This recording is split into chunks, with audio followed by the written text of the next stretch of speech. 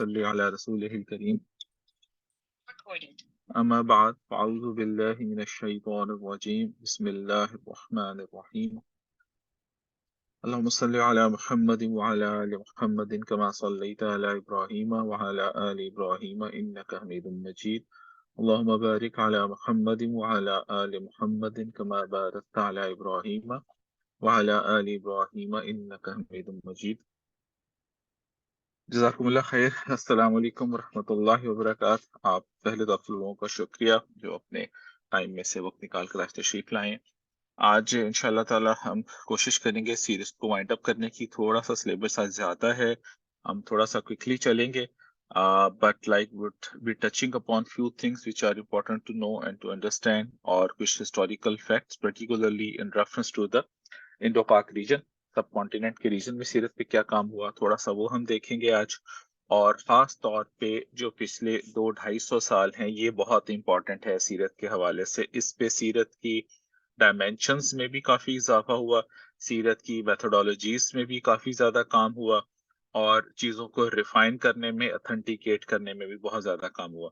تو یہ کچھ امپورٹنٹ ہائی لائٹس ہیں آج کے، جن کو ہم دیکھیں گے، اور پھر اینڈ میں ہم کچھ کتابوں کا تذکرہ کریں گے انشاءاللہ تعالی کہ کچھ کون سی کتابیں ہیں جو کہ مسٹ ٹو ہیو ہیں، آپ کی پرسنل لائبریری میں ہونی چاہیے، اور ان پہ اضافہ بھی کیا جا سکتا ہے۔ میں تو ظاہری بات ہے کچھ اپنی مطالعے کی حد تک اور کچھ انفارمیشن کی حد تک بات کر رہا ہوں گا۔ بہت ساری کتابیں تو ہم ویسے ڈسکس بھی کریں گے، ذکر بھی کریں گے ان کا، لیکن کچھ کتابوں کو ہم شارٹ لسٹ بھی آج انشاءاللہ تعالیٰ کریں گے۔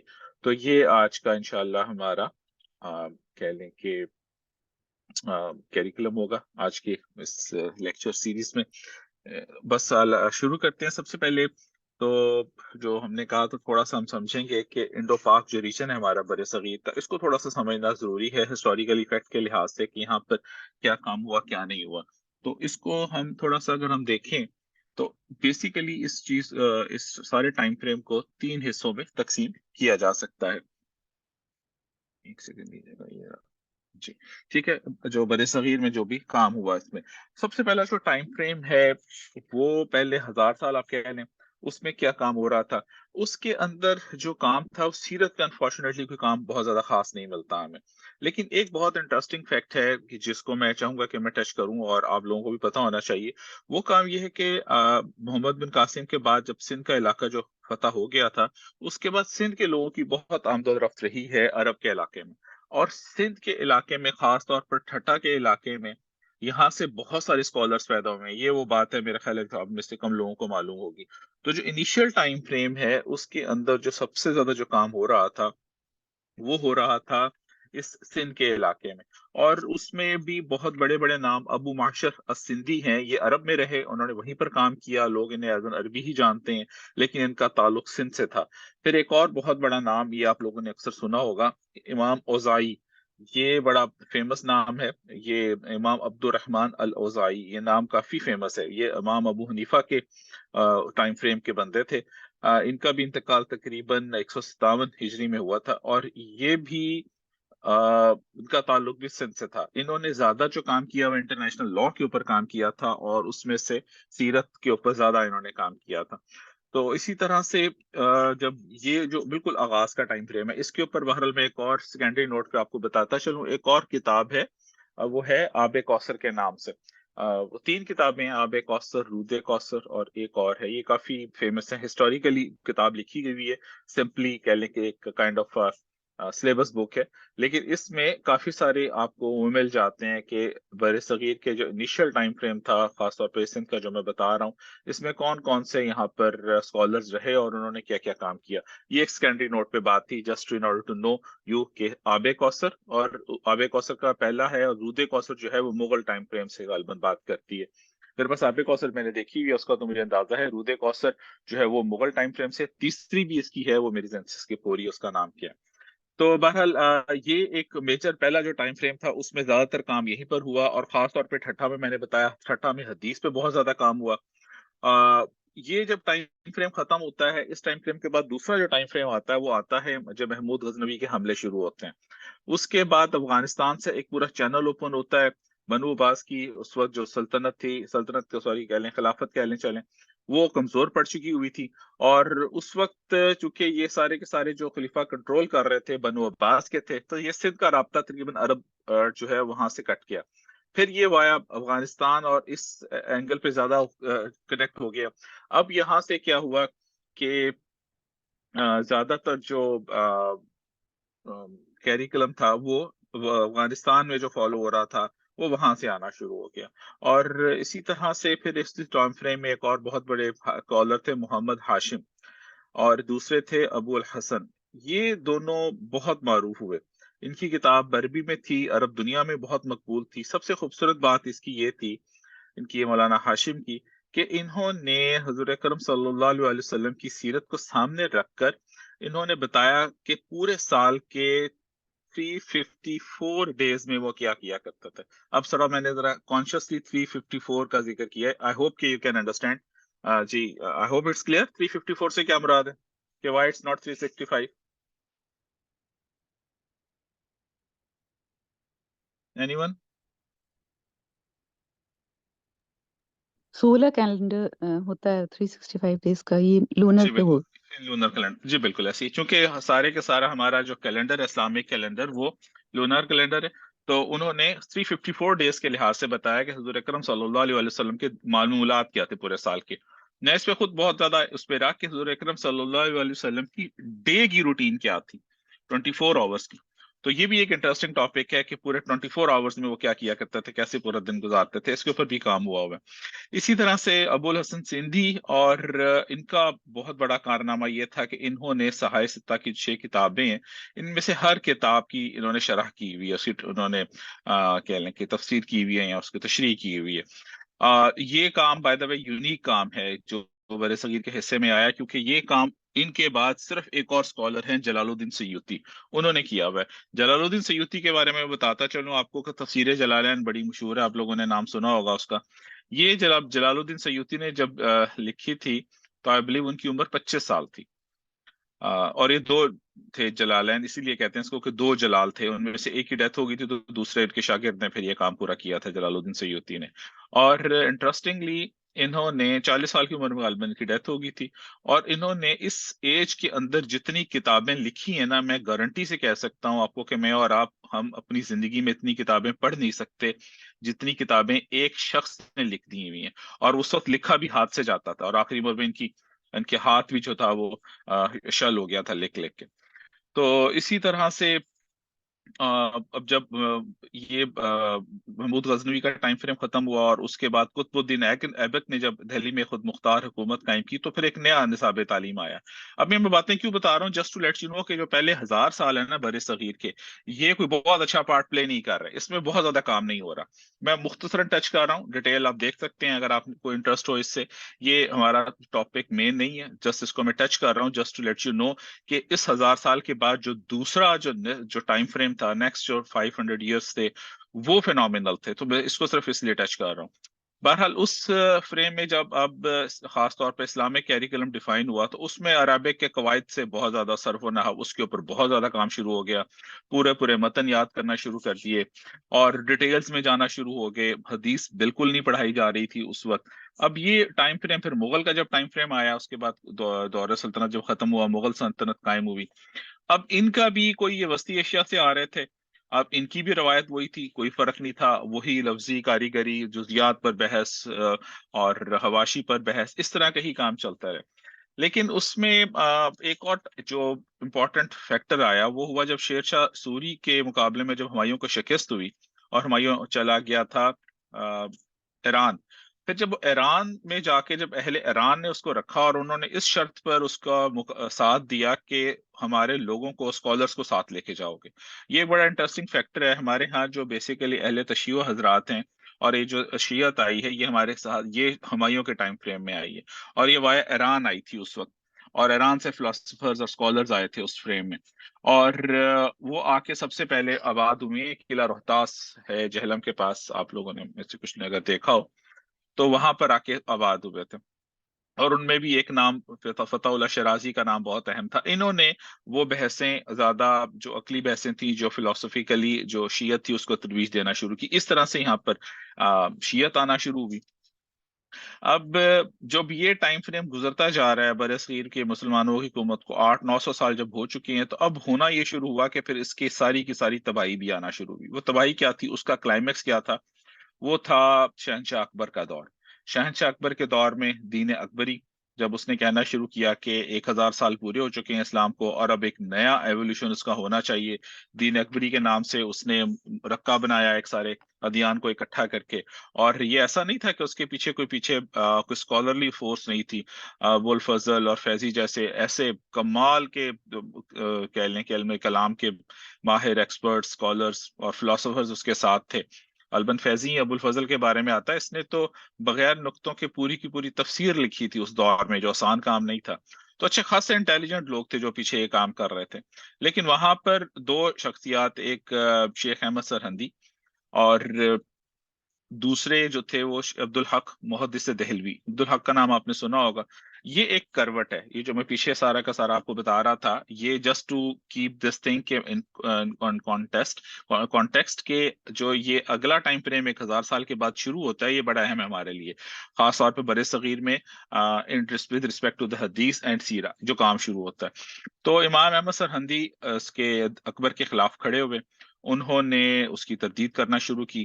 ینگ تھے جب آئے ہیں الہ آباد میں، اکبر الہ آباد میں ہوتا تھا اس وقت، اور اس کے جو اسکالرس ہیں ان توڑ کرنا شروع کیا انہوں نے۔ اور اسی طرح دوسرے اینڈ پر عبد الحق جو تھے، انہوں نے یہ کام سب سے پہلے شروع کیا۔ تو بر صغیر میں اگر ہم کہیں کہ جو عبد الحق جو تھے، عبد الحق محدث دہلوی، یہ نام کافی فیمس ہے، یہ سب سے پہلے سیرت نگار تھے ہمارے ہندوستان کے، یہ کہ سب کانٹیننٹ کے۔ تو یہ انہوں نے تعلیم جو ہے وہ 4 1 سال جا کے حجاز میں بھی حاصل کی، اور اس کے بعد 50 سال آ کے یہاں پر حدیث کا درس دیا، اور یہی تھے جنہوں نے مشکات المصابیح، یہ جو حدیث کے اسٹوڈنٹس انہیں پتا ہوگا، مشکات المصابیح کتاب ہے حدیث کی، اس کی خوبصورتی یہ ہے کہ اس میں انہوں نے ابواب تو وہی باندھے ہیں، چیپٹرز وہی ہیں جس طرح حدیث کی کتابوں میں ہوتے ہیں، لیکن ہر چیپٹر میں انہوں نے 3 کیٹاگرائزیشنز کی ہیں۔ پہلی کیٹاگرائزیشن میں وہ صحیحین کی، یعنی کہ امام بخاری اور امام مسلم کی حدیث لاتے ہیں۔ دوسرے میں باقی ستہ کی جو باقی 4 کتابیں ان کی لاتے ہیں، اور تیسرے میں وہ احادیث جو لیفٹ اوور ہیں یا جن کے اسی ٹاپک سے ریلیٹڈ جو ٹاپک چل رہا ہوتا ہے، اور جو آثار ہیں یا جو ضعیف احادیث ہیں یا جو حسن احادیث ہیں، وہ لے کر آتے ہیں۔ اس سے پورا کا پورا ایک کانٹیکس آپ کے سامنے آ جاتا ہے۔ بڑا خوبصورت کام ہے ان کا، اور یہ ایز اے کورس بک جو تھی، یہ شیخ عبد الحق محدث دہلوی انہوں نے انٹروڈیوس کروائی یہاں پر۔ ان کا بہت بڑا احسان ہے، کم سے کم حدیث کا علم جو تھا وہ وہاں سے شروع ہوا۔ اسی طرح جو ان کی پھر ایک اور انہوں نے بڑا خوبصورت کام کیا، جو سب سے پہلا سیرت پہ کام ہوا ہمارے علاقے میں، وہ ہم کہہ سکتے ہیں کہ عبد الحق محدث دہلوی، ان کی بک تھی مدارج النبوہ۔ یہ مل جاتی ہے بھی مدارج درجے سے مدارج النبوہ، ٹھیک ہے، نبوت سے نبوہ، ٹھیک ہے۔ اس میں جو میں اس کو بتانا چاہ رہا ہوں آپ کو، تھوڑا سا اب آپ کو فوکس کرنا پڑے گا، چیزیں آج تھوڑی سی کنڈینسڈ ہیں، لیکن جسٹ لیٹ یو نو کہ ہم تھوڑا سا فوکس کر کے چلیں گے تو وی کین کیپچر اٹ، ٹھیک ہے۔ اس کتاب میں انہوں نے 5 حصے کیے۔ میں یہ کیوں بتانا چاہ رہا ہوں آپ کو کہ just to let you know کہ ہمارے ہاں سیرت کا صرف ایک ہی پرسپیکٹو ہم سمجھتے ہیں، رسول اکرم صلی اللہ علیہ وسلم کی زندگی یا ان کی autobiography, which is a wrong concept. سیرا اس کے ساتھ لمیٹڈ نہیں ہے، yes it's one part of the سیرا، but it's not full, it's not complete سیرا۔ اسی سے آپ کو پتہ لگ جائے گا کہ ان کی جو سب سے پہلی کتاب انہوں نے جو لکھی مدارج النبوہ، اس میں انہوں نے 5 حصوں میں کیا، اس کو ڈیٹیل کیا۔ جو پہلا تھا اس کا ذکر انہوں نے کیا کہ ذکر فضائل و کمالات اور اخلاق و صفات، یہ کہ رسول اکرم صلی اللہ علیہ وسلم کے جو فضائل تھے، ان کے جو کمالات تھے، ان کی جو صفات تھیں۔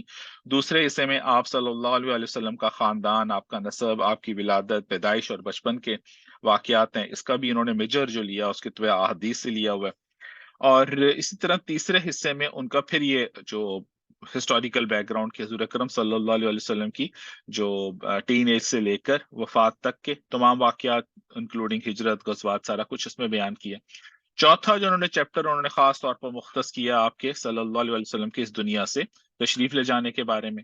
اور 5ویں چیپٹر میں آپ کی اولاد، آپ کا خاندان، ازواج مطہرات اور باقی اہل بیت کا ذکر ہے، ٹھیک ہے۔ یہ فارسی میں انہوں نے کتاب لکھی تھی، اس کا ٹرانسلیشن ہوتی رہی، میرے پاس ایک حصہ اس کا موجود تھا، ابھی مجھے دیکھ رہا تھا مجھے ابھی نظر نہیں آیا میں نے۔ اب یہ کتاب جو تھی سب سے پہلے نول کشور خانپور سے شائع ہوئی تھی، اب اس کا نام بھی میں نے جان کے لیا، نول किशोर वही किशोर कुमार वाला, जिसे आप में से अक्सर जानते होंगे, कम से कम मेरी एज फ्रेम के तो जानते ही होंगे। अब इसका नाम मैं क्यों ले रहा हूँ नोल किशोर का, कि इसने बहुत एक्सटेंसिव काम किया था। तो हिंदू, इसकी जो प्रिंटिंग प्रेसेस थी, एक कानपुर में थी, एक लखनऊ में थी, लेकिन इस्लामिक उलूम से मुतालिक इल्म की तरवीज में अल्लाह ताला ने बस जरा जिसको चुन ले, बड़ा काम लिया है इससे। मेजर बुक्स इसका बेटा था कि उसको भेज देता था, ये पूरी दुनिया ट्रेवल करता रहता था, यानी कि खास तौर पे अरब इलाके, वहां से जो इसे काम की किताबें मिलती थी वो खरीद के ले आता था और इसको यहाँ पर ये शाया किया करते थे। और कुरान बहुत शाया करवाया इसने। कुरान जब शाया करवाते थे तो उसके लिए बड़ा खास एहतमाम किया हुआ था इसने। हुफाज थे, हुफाज को एडवाइस थी कि हर वक्त बावजू रहना है। कुरान की जो वो तख्तियां जो बनती थी, स्लेट्स जो बनती थी प्रिंटिंग की, उसके ऊपर जो स्याही और फिर जो पानी था, उसके लिए खास एहतमाम था कि वो पानी जाया ना हो, उसको भी सेव किया जाता था और उसको खुश किया जाता था, कि बहाया नहीं जाता था, जमीन में नहीं डाला जाता था। लेकिन हिंदू होने के बावजूद he gave a lot of respect in that. और काफी किताबें भी पुरानी जो थी, या जो उस वक्त आलम अरब में, आलम इस्लाम में छप रही थी, वो उन्होंने वहां पर शाया करवाई। फिर इसी तरह मुहद्दिस देहलवी का एक और बड़ा खूबसूरत काम है। अब ये नाम आपके सामने रहना चाहिए कि ये लोग नाम बड़े खूबसूरत रखा करते थे। अब इन्होंने एक और छोटी सी बुक लिखी, उसका नाम है जज्बुल कुलूब इला दियारिल महबूब। के जो यानी कि हमारा जो जज्बुल कुलूब के जो हमारे दिल हैं, ये किस तरह जज्ब होते हैं इला दियारिल महबूब, के महबूब सल्लल्लाहु अलैहि वसल्लम, हजूर अकरम सल्लल्लाहु अलैहि वसल्लम के दियार, यानी उनके शहर में, कि हमारा दिल किस तरह जज्ब हो सकता है मदीना में, या हजूर अकरम सल्लल्लाहु अलैहि वसल्लम के शहर में। इसमें ये जियोग्राफिकली बुक है, मदीना के बारे में, इसकी खसूसियात के बारे में, जहां जहां वो रहे उसको उन्होंने ज्यादा वहां पर लिखा है। और इसकी जो कह लें कि रेफरेंस किताब जो इन्होंने इस्तेमाल किया गया, वफाउल वफा है, ये बड़ी फेमस बुक है जियोग्राफिकली, जियोग्राफिक्स के हिसाब से इसको इन्होंने रेफर किया हुआ। इसी तरह एक और शख्स जो इन्हीं के टाइम फ्रेम के थे, वो दूसरे जो मैं बता भी रहा था, शेख अहमद सरहंदी, इन्होंने उसका ये हदीस के तो आलिम नहीं थे उस तरह से, ये फलसफे के ज्यादा तसव्वुफ के आलिम थे। लेकिन इन्होंने मकाम नबूवत और इल्म नबूवत के बारे में बहुत काम किया, खास तौर पर जब ये अकबर का जो मैं बता रहा था उसमें। फिर इनकी किताब रिसाला फी असबातुन नबुव्वा, ठीक है, और असाला दर असबात नबूवत, यानी कैसे कह लें तो इसकी उर्दू ट्रांसलेशन, ये इन्होंने लिखा। ये किस लिए लिखा कि अब जो काम अकबर ने शुरू किया था, नबूवत का जरूरत नहीं है, 1000 साल पूरे हो चुके हुए हैं। अब ये एक बहुत बड़ा फितना था। अब इसके असरात और बाकियात यानी कि खत्म हुए, वो ट्रिकल डाउन होते हैं आस्ता आस्ता आस्ता, कहीं ना कहीं वो रह ही जाते हैं, जहां पर आके इंसान इनकार करता है, चाहे वो फितना जो है वो इनकार हदीस की सूरत में आ रहा हो, या इनकार रसूल अकरम सल्लल्लाहु अलैहि वसल्लम की शख्सियत के जुमरे में आ रहा हो, या एग्नोस्टिसिज्म की किसी ना किसी तरह से वो चल रहा होता है। बहरहाल अब ये जो काम था अल्लाह ताला ने फिर इनसे लिया, और इसी में एक टर्मिनोलॉजी जो आज आप इस्तेमाल करते हैं, उलमाए सू, एक उलमाए हक और उलमाए सू, ये भी टर्मिनोलॉजी मुजद्दिद अल-अफ़सानी ने ही सबसे पहले शुरू की थी। और इन्हीं के ही एक और जो थे टाइम फ्रेम के बंदे हैं, इब्ने अरबी, शेख मुहियुद्दीन इब्ने अरबी, ये नाम भी आप लोगों में से शायद कुछ लोगों ने सुना हो।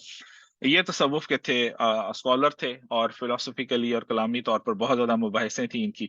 अब इनके भी काफी ज्यादा कंट्रोवर्शियल चीजें आया करती थी, तो उसको भी उन्होंने शेख अहमद सरहंदी ने ही रद्द किया। और शेख अहमद सरहंदी हज़रत उमर के खानदान से थे, और ये बात कहते भी थे कि तुम्हारी इन बातों से मेरी रगे फारूकी भड़क उठती है। अच्छा, उसके बाद फिर जो नेक्स्ट फेज आता है वो आता है शाह वलीउल्लाह का। शाह वलीउल्लाह ने सबसे पहले कुरान हकीम को यहाँ पर एज अ सिलेबस बुक के तौर पर इंट्रोड्यूस कराया, क्योंकि उससे पहले मदारिस में नहीं पढ़ाया जाता था। अब दरसी कुतुब में कुरान हकीम को पढ़ाना उन्होंने शुरू किया। और उन्होंने ये महसूस किया कि रसूल करम सल्लल्लाहु अलैहि वसल्लम की सुन्नत और सीरत तो तमाम उम्मत को जमा किया जाना चाहिए, और सिर्फ 3 चीजें ही हैं जिनकी बुनियाद पर इसको जमा किया जा सकता है, वो है कुरान मजीद, हुज़ूर अकरम सल्लल्लाहु अलैहि वसल्लम की अहादीस, और आपकी सीरत। तो इस पे इन तीनों डोमेन्स में शाह वलीउल्लाह ने बहुत ज्यादा काम किया। आ, इन्हीं में से अब इसमें जो है जो इसका, अच्छा, अब ये भी एक बात हमारे यहाँ पाई जाती है कि सबसे पहले कुरान का तर्जमा शाह वलीउल्लाह ने किया। ऐसा सही नहीं है। शाह साहब से पहले भी कुरान हकीम का तर्जमा हो चुका हुआ था। एक और साहब थे, मखदूम नूह ने थे, ये सिंध के थे, سندھ کے شہر حالہ کے، انہوں نے کیا تھا، وہ چھپ بھی چکا ہوا ہے۔ اسی طرح کے دو اور تراجم بھی ہیں، تو ہم اکثر یہ کوٹ کرتے ہیں کہ شاہ ولی اللہ نے پہلا ترجمہ کیا، یہ صحیح نہیں ہے۔ شاہ ولی اللہ سے پہلے بھی ترجمے ہو چکے تھے۔ یہ الگ بات کہ شاہ ولی اللہ کے ترجمے کے بعد ان پہ اسکالرس کی طرف سے بہت زیادہ کرٹیسزم اس وقت ہوا تھا کہ عربک کا ترجمہ چونکہ پاسبل نہیں ہے قرآن کا۔ بہرحال یہ ایک الگ ڈبیٹ ہے، اس چیپٹر میں ابھی نہیں جاتے ہیں۔ اسی طرح شیخ عبدالحق کا ایک اور کام یہ تھا ان کی ایک کہ جو موطا امام مالک ہے اس کو سلیبس بک کے طور پہ لے کے چلا جائے۔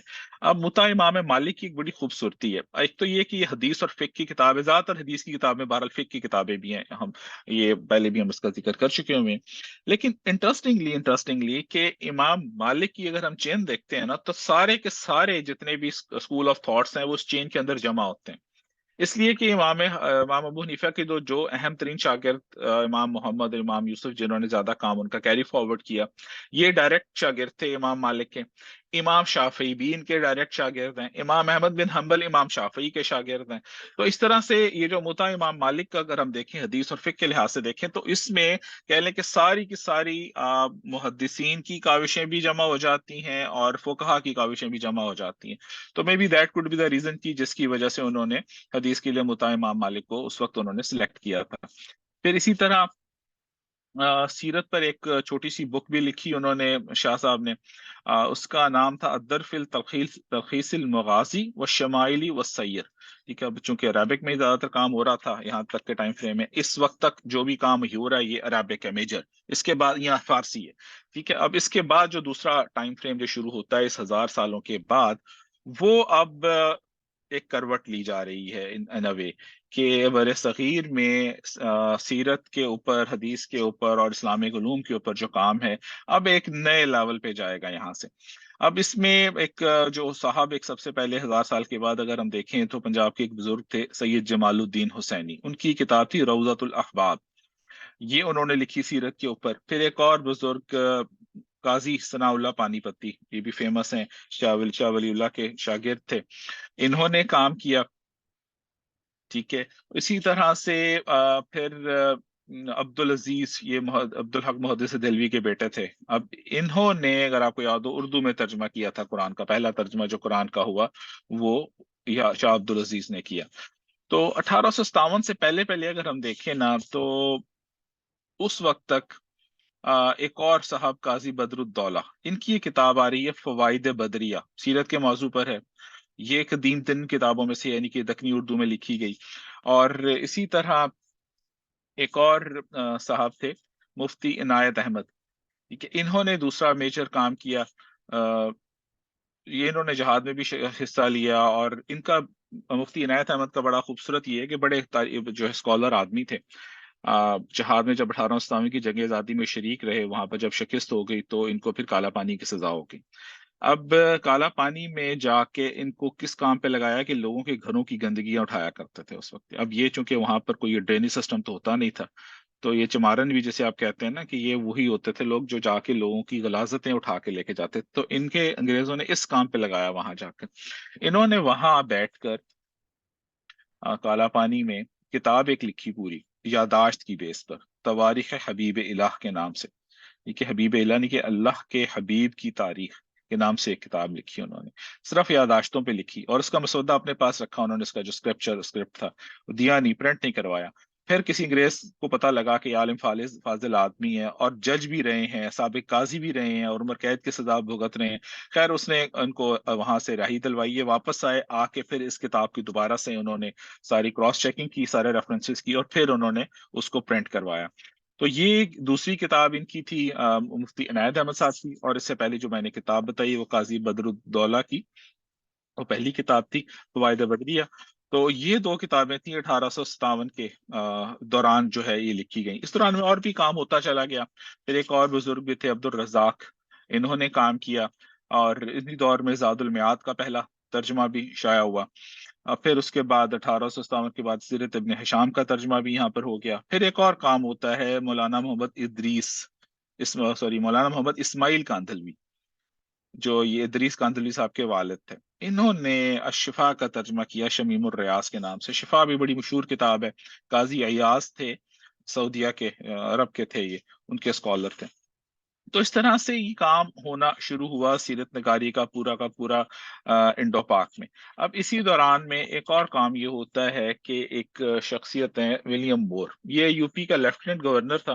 اس نے لائف آف محمد صلی اللہ علیہ وسلم کے نام سے نا کتاب لکھی، اورینٹلسٹ تھا، مستشرق تھا۔ اب یہ 4 جلدوں میں تھی۔ اب کتاب چونکہ عربی بھی جانتا تھا، فارسی بھی جانتا تھا، اسلامی علوم کا بھی مطالعہ کیا اس نے، یہ 1864 میں ہی کتاب شائع ہوگی۔ اب جب بر صغیر میں پتہ لگا اس کتاب کا تو کلبلی مچ کی کافی زیادہ۔ اس میں ایک بڑا سرپرائزنگلی یہ کام نام سامنے آیا ہمارے، نام تو خیر ہم سب جانتے ہی ہیں، وہ ہے سر سید کا۔ اب سر سید مولانا سر سید نے جب ان کو پتہ لگا، اب ان کی، وہ لوگ ہماری طرح کے نہیں تھے، انہوں نے مطلب میں جو بتاتے ہوئے بھی اب ہر بعض کا میں بڑا ایموشنل سا ہو جاتا ہوں کہ انہوں نے اس کے ٹھان لی کہ اس کا اب جواب لکھنا ہے۔ عربی انہیں انگلش نہیں آتی تھی سر سید احمد خان، لیکن اصلا میں اس کتاب کی مشہور اتنی زیادہ شہرت اتنی ہوگی کیونکہ اس وقت یہ سوشل میڈیا کا ٹائم تو ہے نہیں، جسٹ آپ چلے جائیں 1860 70 80 کا جو ٹائم فریم ہے اس میں کیا ہو رہا ہوگا۔ تو اس کے بعد جب سر سید بھی چاری بات اس کے دور کی بات کی پیداوار ہے، اب کتاب اس سے پہلے وہ گریس لکھ چکا ہوا ہے، اب ان کو پتا ہے کہ کتاب مشہور بھی ہو چکی ہے اور اس نے کافی ساری چیزیں چیلنج بھی کی ہوئی ہیں اور فضول چیزیں بھی ہیں اس میں، کچھ چیزیں اس نے واقعی اسکالرلی اس کے اعتراضات تھے، عربی بھی وہ جانتا تھا، اسلامی مواخذ کا بھی جو اوریجنل اس کے اسکرپچرز تھے اس کا بھی اس نے مطالعہ کیا تھا۔ تو he came up with two many things. خیر سر سید نے کیا کیا، سر سید نے کہا کہ میں نے اس کا جواب دینا ہے۔ انہوں نے ارادہ کر لیا اس کا، پھر انہوں نے کہا کہ میں یہاں بیٹھ کے کچھ کرنا چاہتا ہوں، تو پتہ لگا کہ انگریز صاحب یہاں سے ساری کی ساری کتابیں اٹھا کے، جتنی بھی ہندوستان کی کتابیں تھیں، لائبریریاں تھیں، اٹھا کے انگلینڈ لے گیا تھا۔ آج بھی انگلینڈ کی برٹش لائبریری میں جو انڈیا آفس ہے وہاں کا، اور بہت ساری جو ان کی لائبریریز ہیں وہاں پر کتابیں بر صغیر سے گئی ہوئی، ایون لوگوں کی پرسنل جو کلیکشنز تھیں وہ بھی اٹھا کے وہ لے گئے تھے، جو مخطوطات تھے، یعنی کہ جو اوریجنل ہینڈ ریٹن اسکرپچرز تھے وہ بھی اٹھا کے وہ لے گئے تھے۔ تو خیر اب اس میں انہوں نے جو نواب محسن الملک تھے ان کے ساتھ خطوط ان کے لگنا شروع ہوئے سر سید کے۔ پھر انہوں نے کہا کہ میں نے جانا ہے، اب میں نے انگلینڈ جانا ہے۔ سر سید نے اپنا گھر بیچا، he sold everything whatever he was having, انہوں نے سارا کچھ بیچ کے وہ انگلینڈ چلے گئے۔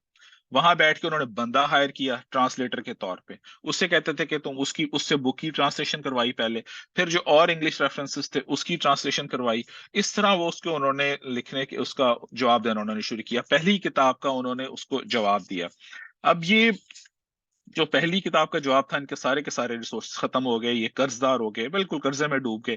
خیر اس وقت پھر یہ واپس آ گئے، ان کا ارادہ تو تھا باقی کتابوں کا جواب بھی دیا جائے لیکن وہ کچھ کر نہیں سکتے تھے۔ لیکن جو ایک پیس سیٹ کی سر سید نے، جس سے اللہ تعالیٰ کام لے لیں، وہ بہت فینومینل تھی کہ انہوں نے جس پیٹرن کے اوپر اورینٹلسٹ کو جواب دینا شروع کیا کہ ان کے آنے کے اس کے بعد کے میجر جو ہمارے اسکالرس تھے انہوں نے وہی پیٹرن اڈاپٹ کیا۔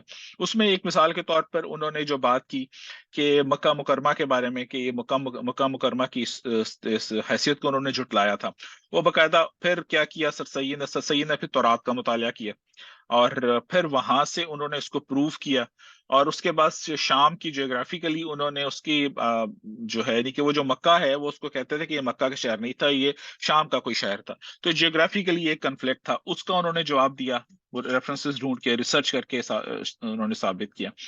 تو اس طرح سے جو سر سید نے پھر یہ کام کیا اور ایک پیس سیٹ کی، جس کا فائدہ یہ ہوا کہ یہ وہ ٹائم فریم ہے جس پہ انگریز نے یا اورینٹلسٹ نے بہت زیادہ کام کرنا شروع کیا تھا، خاص طور پر سیرت کے اوپر۔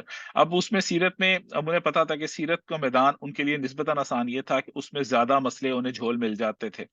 حدیث کو کر کر کے انہیں سمجھ میں آ گئی تھی حدیث میں سے مسائل ڈھونڈنا اتنا آسان نہیں ہے، اب حدیث کے اوپر وہ نارملی کم اعتراضات کرتے ہیں، زیادہ اعتراض ان کا سیرت کے اوپر ہوتا ہے۔ پہلے قرآن پہ کرتے تھے، وہ بھی ختم ہو چکا ہوا ہے۔ تو اب اس کے اوپر جب ان کا کام آنا شروع ہوا تو پھر ایک نئی جوہر دریافت ہوئی، وہ یہ تھی کہ اب سے پہلے تک تو مسلمان جو سیرت پہ کام کر رہے تھے اور جو کچھ بھی ان کے پاس تھا وہ ایز اٹ از لے لیتے تھے، جب چیلنج ہونا شروع ہوئے تو مسلمانوں نے بھی اپنے واپس ریفرنسز کی طرف گئے۔ ناؤ واپس جانا چاہیے ہمیں اس کا جو مسلمانوں کو ادراک اس بات کا ہوا کہ اب سے پہلے جو کام ہو رہا تھا سارا، اس میں تو ہم ایز اٹ از سب کچھ لے رہے تھے، لیکن محدثین کا جو اعتراض ہم نے ڈسکس کیا تھا، جو انہوں نے واقدی پر کیا تھا، ابن اسحاق پر کیا تھا کہ وہ حدیث کا پیٹرن فالو نہیں کرتے ہیں، اس کا پھر سے احساس ہوا، اور پھر جو پرانے جتنے بھی سورسز تھے ان کی دوبارہ ری ویریفیکیشن شروع ہوتی ہے یہاں پر، اور ان کو دوبارہ سامنے رکھ کر مسلمانوں نے پھر سے کام کرنا شروع کیا۔ تو یہ ایک اہم کام تھا جو اس خاص طور پر اس اورینٹلسٹ ٹائم فریم کے بعد ہونا شروع ہوا۔ اسی میں ایک اور صاحب تھے سر سید امیر علی، بنگال کے رہنے والے تھے، بہت زبردست اسکالر تھے، کلکتہ ہائی کورٹ کے پہلے مسلمان جج تھے، پھر انگلینڈ میں بھی ایک کونسل تھی اس کے بھی جج رہے، پہلے مسلمان جج تھے۔ انہوں نے ایک کتاب لکھی critical appraisal of the life and achievements of Muhammad صلی اللہ علیہ وسلم، ایک ہی جلد پر تھی لیکن انگریزی میں لکھی، شستہ انگریزی میں لکھی، اور چونکہ سمجھتے تھے انگریزی کو بھی، عربی کو بھی، فارسی کو بھی، اور میجر ان کے ریفرنسز بھی ان کے سامنے تھے، انگلش ریفرنسز بھی ان کے سامنے تھے، اور انٹیلسٹ ورک بھی ان کے سامنے تھا۔ تو یہ کہہ لیں کہ یہ ایک بڑا مؤثر رد ثابت ہوا، لیکن اس میں بھی خیر جھول اس کتاب میں بھی تھے، محمود غازی صاحب کے مطابق اس کتاب کے اندر بھی جھول موجود ہے، لیکن اس کا فائدہ بہت بڑا یہ ہوا کہ اورینٹلسٹ کو ایک منہ توڑ جواب کم سے کم یہاں سے جانا شروع ہوا۔ تو اس طرح سے ایک میجر جو ہے وہ کہہ لیں کہ ایک ٹرن اراؤنڈ آتا ہے اس سارے ٹائم فریم میں، اس صدی میں۔ لیکن اس میں ایک اور اہم بات جو شروع ہوتی ہے وہ یہ ہے کہ جو اس کے اگلے 200-250 سال ہے نا، یہ بہت اہم، بہت اہم۔ اب اس میں ایک بہت بڑی ویریشن سامنے آ رہی ہیں ہمارے، ٹھیک ہے، سوری میں پہلا دوسرا تیسرا دور ہم نے تینوں ہی کور کر لیے ایک ہی فلو میں۔ اب جو نیکسٹ صدی شروع ہوتی ہے نا، 20ویں صدی، اب اس میں اس کے بہت اہم کام شروع ہوتے ہیں۔ ایک تو پہلا کام جس کا میں نے ذکر بھی کیا کہ سوری دوسرے کام کا مستشرقین کا جو کام سامنے آیا۔ ایک اور کام جو میجر ہوا وہ متقدمین کی کتابوں کی اشاعت اور تراجم، یعنی کہ متقدمین سے کیا مراد، وہ لوگ جو ہم سے پہلے تھے، یعنی کہ ابن اسحاق کا کام، واقدی کا کام، ابن ہشام کا کام، وفا الوفا، قاضی ایاز کا کام، اس طرح جتنے بھی اسکالرس تھے جو پہلے سے جن کی کتابیں تھیں۔ اب مسئلہ یہ تھا کہ چونکہ ہینڈ ریٹن اسکرپچرس تھے اس سے پہلے تک، تو کتابیں اویلیبل نہیں ہوتی تھیں، اور کتابیں اویلیبل اس لیے نہیں ہوتی کہ کتاب اگر ایک شام میں بیٹھ کے لکھی گئی ہے تو یہاں پر نہیں پتا ہمارے پاس کیا ہے، اسی طرح سے اگر کتاب کوئی اسپین میں لکھی گئی ہے تو ہو سکتا ہے عراق میں نہ پتا ہو کیا ہو رہا ہے۔ تو اس وجہ سے کتابوں کے اندر بودھ بھی تھا، ڈسٹینس بھی پایا جاتا تھا۔ پھر یہ ڈسٹینس ختم ہوا جب پرنٹنگ پریسز کا زمانہ شروع ہوا، تو پرنٹنگ پریس کے بعد ایک بڑا کام، اور سارے کے سارے ریسورسز اکٹھے ہونا شروع ہوئے، اور ایک میجر کام ہمارے سامنے آنا شروع ہو گیا۔ اسی میں جو دوسرا اہم ترین جو آیا وہ تھا مستشرقین کا کام، نہیں کہ اورینٹلسٹ کا کام۔ ٹھیک ہے، اب یہ اس کا تھوڑا سا میں نے ٹچ کیا، اور بھی تھوڑا سا ہم اس میں بات کرتے ہیں۔ لیکن جو جدید سیرت نگاری تھی اس میں ایک بڑا ڈفرینٹ رجحان شروع ہوا۔ وہ رجحان کیا تھا جو پہلے ماضی میں نہیں تھا، وہ یہ تھا کہ رسول اکرم صلی اللہ علیہ وسلم بطور سربراہ ریاست کے مختلف ڈائمینشن ایکسپلور کرنا شروع کی، کہ بطور ریاست سربراہ ریاست کیسے تھے، بطور جرنیل کیسے تھے، بطور تاجر کیسے تھے، اخلاق کیسا تھا، نہیں کہ مختلف ڈائمینشنز کے اوپر کام کرنا شروع کیا۔ تو یہ ایک نئی کہہ لیں کہ ایک ڈائمینشن تھی جس سے شروع ہوئی۔ پھر اسی طرح سے مختلف اسلوب تھے، میں آپ کے سامنے جس طرح سے یہ اسلوب ہے آپ کے سامنے، کہ یہ ایک ڈفرینٹ فینومینا کے اوپر اسلوب آنا شروع ہوئے، میتھڈالوجیز، یا کہہ لیں کہ اس کو جوہتے کہہ لیں، ٹھیک ہے، یہ آنا شروع ہوئی کہ ایک تو وہ روایتی تھا جس سے ہم سب واقف ہی ہیں، پھر تجزیاتی کہ اس کا کریٹیکل انالیسس آنا شروع ہوا، پھر عسکری اسلوب کے اوپر کہ حضور اکرم صلی اللہ علیہ وسلم کی بحیثیت سپہ سالار ان کی ملٹری انٹیلیجنس کیا تھی۔ مثال کے طور پر ملٹری انٹیلیجنس کے اوپر ایک باقاعدہ کا پورا تھیسس موجود ہے ڈاکٹر حمید اللہ کا۔ پھر اسی طرح ان کے سارے واقعی کا ایک بڑا امپورٹنٹ کام تھا، اس نے کیا کیا تھا، اس نے تمام جو میدان جنگ تھے وہاں جا کر پرسنلی ان کا مشاہدہ کیا تھا اور ان چیزوں کو ڈرافٹ کیا ہوا تھا۔ پھر حضور کرم صلی اللہ علیہ وسلم کی ایڈمنسٹریٹولی کیا کیا کام تھے اس کو دیکھا گیا۔ پھر تاریخ کے جو جدید اسلوب تھے وہ اپنائے گئے۔ پھر کلامی اسلوب، یعنی کہ یہ کہہ لیں گے فلسافیکل اسلوب تھا، اس کو کیسے، اس میں کیا چیزیں تھیں، اس پہ بھی میں تھوڑی سی چیزیں آپ کو دکھاؤں گا۔ پھر مناظرانہ اسلوب، مناظرانہ کے ڈبیٹ کا سٹائل جو ہے اس کا کیا کیا، کہاں کہاں پر کون سے ڈبیٹس ہوئی۔ پھر تجدیدی اور احیائی کے کون سے نئے کام شروع ہوئے حضور اکرم صلی اللہ علیہ وسلم کی زندگی میں، سو اینڈ سو فار۔ تو ملٹیپل چیزیں ہیں جو اس صدی کے اندر آنا شروع ہوئی ہیں اس سارے ٹائم فریم میں۔ تو یہ ایک کہہ لیں کہ ایک بڑا امپورٹنٹ ایک فیکٹر تھا۔ اچھا، اسی میں نے آپ سے ذکر بھی کیا نول کشور کا، ایک اور بھی بات بتاتا چلوں سیکنڈری نوٹ کے اوپر۔ یہ نول کشور کا ایک بیٹا تھا جو اس کا میں نے بتایا کہ جو جاتا تھا کتابیں لینے، یہ ایک دفعہ گیا ہوا تھا عراق میں اس وقت ہوا یہ کہ سیلاب آیا کوئی، اور کچھ صحابہ کی نا قبریں ایکسپوز ہو گئیں، تو طے یہ پایا کہ ان کی قبروں کو یہاں سے نکال کر کہیں شفٹ کر دیا جائے۔ اس وقت حج کا ٹائم فریم تھا، حکومت عراق نے فیصلہ کیا کہ حج کے بعد ہم یہ کام کریں گے۔ حج کے بعد ہزاروں کی تعداد میں لوگ اکٹھے ہوئے، قبریں وہاں سے کھودی گئیں، اور صحابہ کی قبریں بالکل فریش تھیں. اب یہ میں بات کیوں بتا رہا ہوں، میں سیریز آپ کو بتاتا بھی ہوں.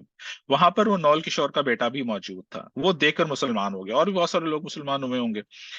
اب جو صحابی کی کتاب ہے وہ لکھتے ہیں کہ نول کشور کا جو بیٹا تھا اس سے میں ملنے گیا باقاعدہ کراچی میں. ملاقات تو ان کی نہیں ہوئی، لیکن ایک اور صاحب نے ان کا انٹرویو لیا تھا نول کشور کا، اور جو چھپا ہے تکبیر کے نام سے ایک رسالہ آج بھی شائع ہوتا ہے پاکستان میں، اس میں ان کا انٹرویو ہے، باقاعدہ پرنٹڈ موجود ہے، جس میں انہوں نے اس چیز کا اعتراف خود کیا ہوا ہے کہ میں نے واقعی وہ قبریں دیکھی تھیں. اور اس کا نہیں کہ میں صرف ایک ویسے سائڈ نوٹ کے اوپر بتا رہا ہوں آپ کو کہ سارا کا سارا چشمدید واقعہ اس میں انہوں نے بیان کیا ہوا ہے. تو سائڈ نوٹ کے اوپر یہ کتاب تھی. اچھا، اب اسی طرح جو 20ویں صدی میں کام اب شروع ہو رہا ہے اورینٹلسٹ کا جو جواب دینا ہے، اس میں بھی کافی کام شروع ہوئے. اس میں سب سے اہم، سب سے پہلے جو کتاب آنا شروع ہوئی مولوی فیروز الدین تھے، انہوں نے لکھی. پھر اس کے بعد ایک لبنان کے ایک کرسچن اسکالر تھے، انہوں نے ایک کی کتاب تھی، اس کی کتاب کی رد لکھی انہوں نے. پھر اسی طرح سے فرینچ جو کالونیز تھیں وہاں سے کام جب آنا اس کا اورینٹلسٹ کا کام آنا شروع ہوا، اس کا جواب دیا گیا.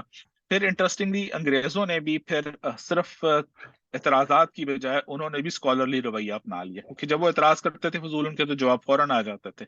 پھر انہوں نے بھی سیریس اسٹڈی شروع کی. اچھا، اورینٹلسٹ کے کام میں بھی کہہ لیں کہ ایک نئی جہتیں آئی ہیں، نئی ڈائمینشنس آئی ہیں. انہوں نے بھی وقت کے ساتھ ساتھ ایوالو کیے، اور انہوں نے اس اسکالرلی ٹریڈیشن اپنائی ہے کہ کتابوں کی اوریجنل ٹیکسٹ کا مطالعہ کیا جائے.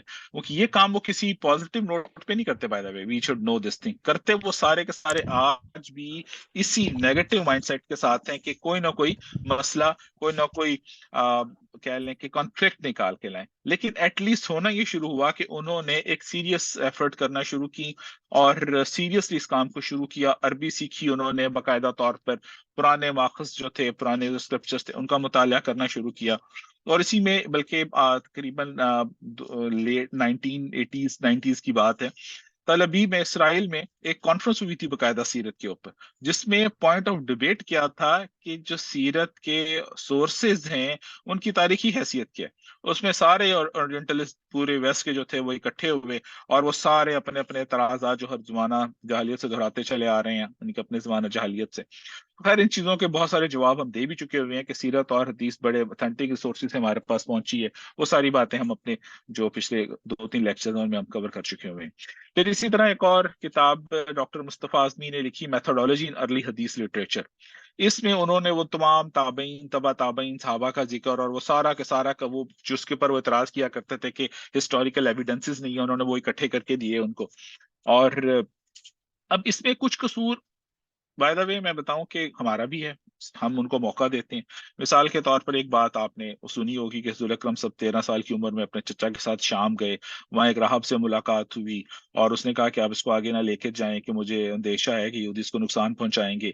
یہ واپس بھیج دیا گیا، اس کو ابو طالب نے واپس بھجوا دیا. بائی دا وے ایک ابھی تک ہماری کتابوں میں کوٹ ہوتا ہے، اور محدثین اس واقعے کو ریجیکٹ کرتے ہیں. یہ غیر معتبر ہے، یہ حقیقت نہیں ہے. اس لیے کہ جو لکھا ہوا ہے تاریخوں میں وہی لکھا ہوا ہے کہ انہوں نے ابو طالب آگے نہیں گئے، انہوں نے ابو بکر اور بلال، حضرت بلال کے ساتھ حضور کو بھیج دیا. حضرت بلال امیہ بن خلف کے غلام تھے، اور وہ جو ٹائم پھر جب حضور 13 سال کے تھے نا، تو بلال تو پیدا بھی نہیں ہوئے تھے اس وقت تک. تو اس طرح کے اعتراض کرنے کا موقع پھر ہم نے خود دیا ہے. اس طرح کی باتوں کو ہم نے خود اس کی ویریفیکیشن نہیں کی. لیکن ہونا یہ شروع ہوا کہ اب جب یہ والے کام شروع ہوئے تو پھر اس کی کریٹیکل تھنکنگ پروسیس اپلائی ہونا شروع ہوا، ویریفیکیشن شروع ہوئی، دوبارہ سے ریسورسز کو دوبارہ سے دیکھا گیا. اب لیکن اورینٹلسٹ بھی اپنے کام سے باز نہیں آتے. ابھی بھی وہ ان میں ایک صاحب ہیں ابو الفرج اصفہانی، اس کا ذکر پہلے بھی آیا تھا. اس نے کتاب لکھی ہے جو عرب کے جو جو شاعر تھے، جو گویے تھے، جو ان کے میلے تھے، اس میں جو کلام پڑھتے تھے، جو شاعر تھے، جو فضولیات تھیں، اس کے اوپر لکھی ہوئی ہے. اور وہ ایک فضول کتاب ہے بالکل ہی، وہ ایک کہہ لیں کہ اس تاریخی حوالے سے فضول کتاب ہے، اوتھینٹک سورس نہیں ہے. لیکن اب چونکہ انگریزوں کے ہاتھ کوئی چیز آنی ضروری ہوتی ہے اورینٹلسٹ کے ہاتھوں، وہ ابھی بھی اس کو ریسورس بنا لیتے ہیں. نہیں بنائیں گے تو سر سید کی کتاب کو نہیں بنائیں گے، یا سر سید امیر علی کی کتاب کو نہیں بنائیں گے. اسی طرح سے آبجیکٹیوٹی جو ہمیں وہ بہت زیادہ کہتے ہیں اورینٹلسٹ کے، ہم آبجیکٹیو نہیں ہے، اپنی جگہ پہ جب آتی ہے تو وہ آبجیکٹیوٹی ان کی خیر گم ہو جاتی ہے. اینی ویز اب اس میں جو اہم آگے ہم جب چلتے ہیں نا، تو 20ویں صدی میں 2 بہت اہم کام ہوتے ہیں جو بہت اہم ہیں، اور یہ مسٹ ٹو ہیو ہے. ایک قاضی محمد سلیمان منصور پوری صاحب، ان کی کتاب رحمت للعالمین، اور دوسری مولانا شبلی نعمانی اور سید سلیمان ندوی کی. یہاں سے اب ہمارا وہ بکس والا سیکشن شروع ہو رہا ہے جس میں ہم اب بکس کا ذکر کریں گے. اب جو سید سلیمان منصوری تھے، یہ عربک کے بھی ماہر تھے، انگریزی قانون کے بھی ماہر تھے، انگریزی ادبیہ سے بھی وابستہ تھے. اب انہوں نے یہ کام کی 3 جلدوں میں لکھی رحمۃ اللہ علیہ. ٹھیک ہے، اب 2 جلدیں تو ان کی زندگی میں شائع ہو گئی، تیسری ان کی کام ان کا مکمل ہو گیا تھا لیکن ان کی زندگی کے بعد شائع ہوگی. اس میں انہوں نے بہت زیادہ ریسرچ اورینٹیڈ کام کیا، اور ریسرچ اورینٹیشن میں بہت زیادہ جس چیز کا جواب انہوں نے دیا، مارگولیتھ ایک اورینٹلسٹ تھا، اس کا انہوں نے رد کیا، اور بہت ساری اس کی جو اعتراضات تھے اس کا جواب دیا. اسی میں ایک اور بہت بڑا جو ان کی ریسرچ ہے، اگر کسی نے کتاب دیکھی ہو، وہ تھی اعتراض بہت بڑا کرتے تھے ان کے اوپر، حضرت اسماعیل اور ان کی والدہ کے اوپر. اس پہ انہوں نے پروف کیا کہ وہ ایک جو بیسیکلی اب لفظ بھی استعمال کرتے ہوئے شرم آتی ہے، ان کو لو برتھ کہتے ہیں. حضور اکرم صلی اللہ علیہ وسلم کو بھی معاذ اللہ وہ یہی ڈکلیئر کرتے ہیں. اس پہ انہوں نے بتایا کہ ان کی پوری ہسٹوریکل ایویڈنس سے بتایا کہ وہ حضرت اسماعیل کو پوائنٹ آف پروف کیا کہ وہ وہاں موجود تھے، یعنی کہ وہ حضرت ابراہیم کے بیٹے تھے اور وہ انہیں چھوڑ کر گئے تھے، یہ والا. اور یہ بات پہلے بھی ایک دفعہ آ چکی ہوئی ہے کہ یہودیوں کے ہاں جو کانسیپٹ ہے ذبیح اللہ کا، کہ وہ حضرت اسحاق کے بارے میں، حضرت اسماعیل کے بارے میں نہیں. تو یہ کچھ ہسٹوریکل ایویڈنس تھے انہوں نے پروف کیے. پھر ایک پراپر چارٹ ان کی بک میں ہے جس میں انہوں نے حضور اکرم صلی اللہ علیہ وسلم کی پیدائش مختلف کیلنڈرز کے حوالے سے بتائی ہے. پھر ایک انہوں نے بتایا کہ انہوں نے حضور اکرم صلی اللہ علیہ وسلم کی زندگی کا حساب لگا کر بتایا کہ حضور اکرم نے 22,330 دن اور 6 گھنٹے اس دنیا میں گزارے، اور 1856 دن آپ نے تبلیغ اور رسالت کا کام انجام دی. اب یہ کیلکولیشن مختلف اس طرح کی انہوں نے کی. تو کچھ بہرحال یہ ان کا تعلق ریسرچ سے زیادہ کیلکولیشن سے ہے، لیکن بہرحال ایک شوق ہے، ایک کہہ لیں کہ ایک محبت ہے جس میں انہوں نے کام کیا. اچھا، اب دوسرا جو کام میجر مولانا شبلی نعمانی اور سید سلیمان ندوی کا ہے، یہ بہت خوبصورت ہے. اب اسے جو کتاب جو بیسک انہوں نے شروع کی تھی علامہ شبلی نے، ان کا یہ تھا کہ جتنے بھی اعتراضات آ رہے ہیں اورینٹل، اس کا ایک مفصل جواب تحریر کیا جائے. اس کے لیے انہوں نے اپنا سب کچھ، اپنی جائیداد، مکان، اپنا ایک باغ تھا، اپنا ایک کتب خانہ تھا، سارا کچھ بیچ کے نا انہوں نے ایک ادارہ بنایا. اس کا نام رکھا انہوں نے دائرۃ المعارف النبویہ، اور اس کو ٹرانسلیشن کریں تو یہ بنتا ہے انسائکلوپیڈیا آف پروفیٹک سائنسز نا. تو اس میں انہوں نے کہا کہ ہم اس کو 4 جلدوں میں اس کا جواب لکھنا شروع کریں گے. اب اس کا جو مقدمہ ہے پہلے بھی ہم ذکر کر چکے ہیں، 103 صفحات کے اوپر مبنی ہے اور بہت خوبصورت ڈیٹیلڈ، خود اس کا مطالعہ کیا ہوا ہے، بہت کہہ لیں کہ کمپلیکس اس حوالے سے، اسکالرلی ہے، اس کو کمپلیکس کرنا غلط ہوگا، اسکالرلی ایک مقدمہ ہے سیرت کے حوالے سے. اس کے اوپر انہوں نے پھر سارے کے سارے اعتراضات کا بھی جائزہ لیا، اس کو انہوں نے ایڈریس کرنا شروع کیا اور کافی کام انہوں نے کیا. اب ہوا یہ کہ جب شبلی کام کر رہے تھے اس میں، اور ان کے سامنے اب کافی سارے ان کے اسٹوڈنٹس جو تھے انگریزی جاننے والے بھی تھے، اور اس وقت تک یہ سارا کام پرنٹڈ حوالے میں ان کے پاس موجود بھی تھا. تو کافی کچھ ان کے جو جھوٹ تھے پکڑے اور ان کے جواب دینا انہوں نے شروع کیے، اور سارے کے سارے جتنے اورینٹلسٹ تھے ان کا انہوں نے سارا کا سارا جو رد کرنا شروع کیا. اچھا، اب اس میں ہوا یہ کہ انہوں نے پہلی جلد مکمل کی اور دوسری جلد کا کچھ کام شروع کیا، تو اللہ تعالیٰ کی طرف سے بلاوا آ گیا ان کا، اور اس وقت انہوں نے اپنے تمام اسٹوڈنٹس کو بلایا. ان کے اسٹوڈنٹس کے نام آپ اگر سنیں گے تو ان کے اسٹوڈنٹس کون تھے: مولانا ابوالکلام آزاد، مولانا حمید الدین فراہی جو مولانا اصلاحی کے شاگرد ہیں، اور مولانا Syed Sulaiman Nadvi the famous historian. یہ ان کی کلاس سمجھ لیں، مولانا شبلی کی یہ کلاس تھی کہ ان کے اسٹوڈنٹس اس کلاس کے تھے. تو کسی استاد کو جاننا ہوتا ہے، ساری بات ہے، اس کے اسٹوڈنٹ سے ہی پتہ لگتا ہے. بہرحال ان میں سے صرف سلیمان ندوی نے لبیک کہا. انہوں نے اپنی جاب وغیرہ چھوڑی اور آ کے بیٹھ کر اس ادارے میں جو بنایا تھا مولانا شبلی نے، 30 سال بیٹھے ہیں وہ آ کے. جسٹ امیجن، ایک شخص نے اپنے استاد کے ایک خط پہ اپنی زندگی کے 30 سال صرف کر دیے ان کی یہ خواہش کو پورا کرنے میں. اور انہوں نے 4 جلدوں میں بنایا تھا. مولانا نے ان کے ساتھ بیٹھ کر ان کی اس میں انہوں نے اس کام کو 7 جلدوں پہ پہنچایا. تو یہ ایک بہت امپورٹنٹ، بڑا فینومینل ورک ہے. اس کلاس کا ورک شاید عرب دنیا میں بھی نہیں ہوا. بلکہ میں کہتا بھی چلوں آپ کو کہ ایک مصر کے تھے، میں آپ کا نکل رہا ہے ان کا، ہاں، رضا مفتی. یہ مصر کے نا مفتی عبدہو بڑے مشہور ہیں مصر کے اسکالر، ان کے نامور ترین شاگردوں میں سے. انہوں نے، یہ اسکالر تھے، فیمس اسکالر ہیں، انہوں نے یہ کام یہ کیا کہ پوری دنیا اسلام کا دورہ کیا انہوں نے. تو سب سے آخر میں بر صغیر میں آئے اور آ کے یہاں پر جب انہوں نے کام دیکھا کہ اس کا انہوں نے تحریری ریٹن انہوں نے اس کا کہا کہ اعتراف کیا اس چیز کا کہ بر صغیر کے ہمارے مسلمان بھائی نہ ہوتے تو ہم نہیں کہہ سکتے تھے کہ ہمارے یہاں آج علم کا کیا حال ہوتا. کہ یہ باقی بھی ہوتا یا نہ ہوتا. تو ایک فینومینل ورک تھا جو یہاں پر ہو رہا تھا، اور جس میں آپ کے سامنے یہ میں بتا بھی رہا ہوں. تو یہ جو کتاب ہے سیرت النبی، اس حوالے سے ایک بہت اہم کام اس کا جو اللہ تعالیٰ نے لیا ان سے، سید سلیمان ندوی سے اور مولانا شبلی سے. تو یہ دو کام جو تھے نا 20ویں صدی کے، یہ پہلے نسمے کا قاضی محمد سلیمان منصور پوری صاحب کا رحمۃ اللہ العالمین، اور مولانا شبلی نعمانی اور سید سلیمان ندوی کا سیرت النبی، تو یہ بڑا فینومینل. اچھا، اب اس کا جو دوسرا نصف ہے اس کا کریڈٹ جاتا ہے، یا کہہ لیں کہ ہم کہہ سکتے ہیں جو میجر نام آتا ہے وہ ڈاکٹر حمید اللہ کا، جس کا میں بارہا ذکر بھی کرتا رہا ہوں، اور میں نے پہلے بھی بتایا تھا ان کا تعلق حیدرآباد دکن سے تھا. اسکرین نظر آ رہی ہے آپ لوگوں کو؟ جی آ رہی ہے.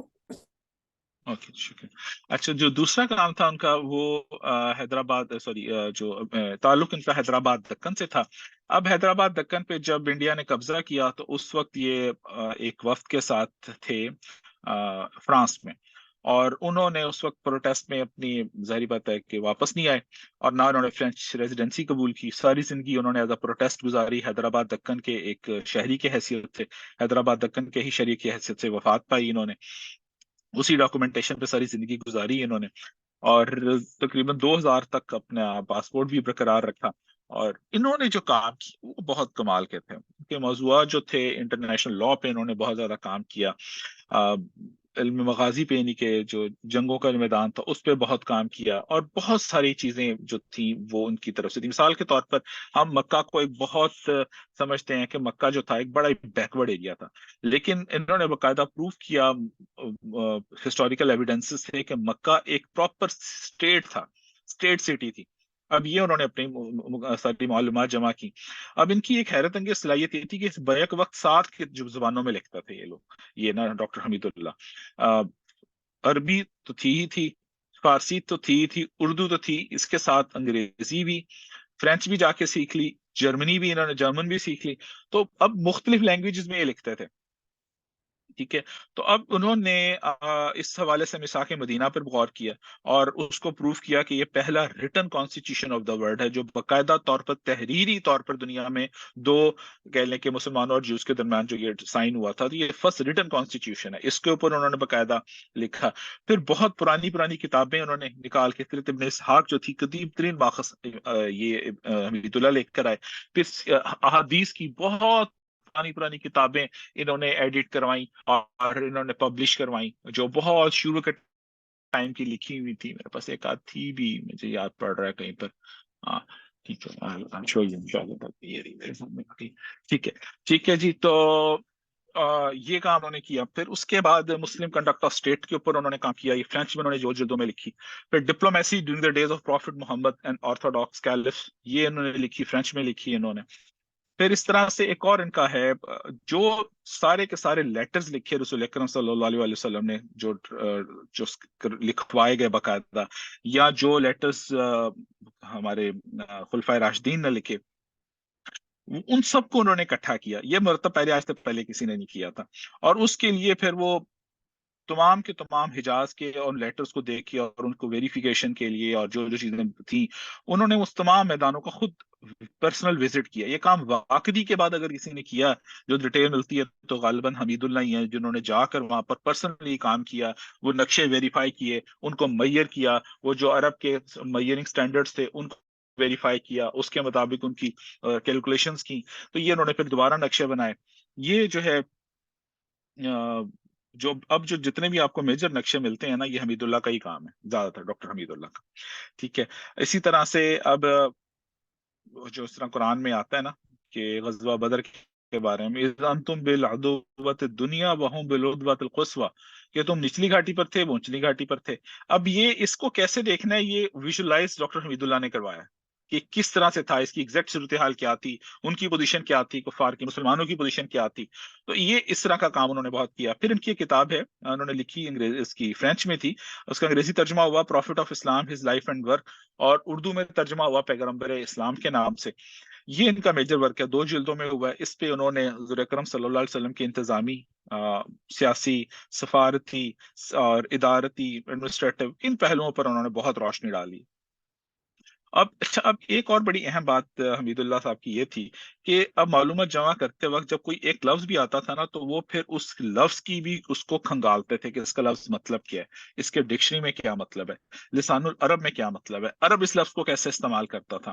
اب مثال کے طور پر اب ایک گاؤں ہے جواسا نا، وہاں ایک میلہ لگا کرتا تھا، اور حضور کے بارے میں صلی اللہ علیہ وسلم کے بارے میں آتا ہے کہ جوانی میں کہیں تشریف لے گئے تھے۔ پھر انہوں نے کیا کہ جغرافیہ پر جتنی کتابیں تھیں وہ دیکھی کہ جگہ کون سی ہے، وہ جگہ مل گئی تو وہاں گئے باقاعدہ طور پر دیکھا جا کے کہ جگہ کیا تھی۔ تو اس لیول کی ریسرچ اورینٹیڈ کام جو تھا پھر انہوں نے کیا۔ پھر ایک اور کام انہوں نے لکھا تھا 1954-55 میں، military intelligence during the time of prophet, جس کا میں نے بھی ذکر بھی کیا۔ ٹھیک ہے، اچھا اب اسی طرح سے یہ ایک میجر کام کہہ لیں کہ اس 20ویں صدی میں ڈاکٹر اللہ تعالیٰ نے جو لیا وہ ڈاکٹر حمید اللہ سے لیا۔ اب اسی طرح اور پھر بہت ساری کتابیں ہیں، میں ذرا کوئکلی نام لیتا چلتا ہوں، جس میں سے ایک مولانا محمد ادریس کاندھلی صاحب کی سیرت مصطفیٰ ہے، 4 جلدوں میں ہے۔ پھر مولانا عبد الماجد دریا آبادی، ان کی زندگی بڑی ڈفرینٹ ہے، ایتھیسٹ ہو گئے تھے، مسلم گھرانے میں پیدا ہوئے، اسکالرلی گھرانے میں پیدا ہوئے، ایتھیسٹ ہو گئے۔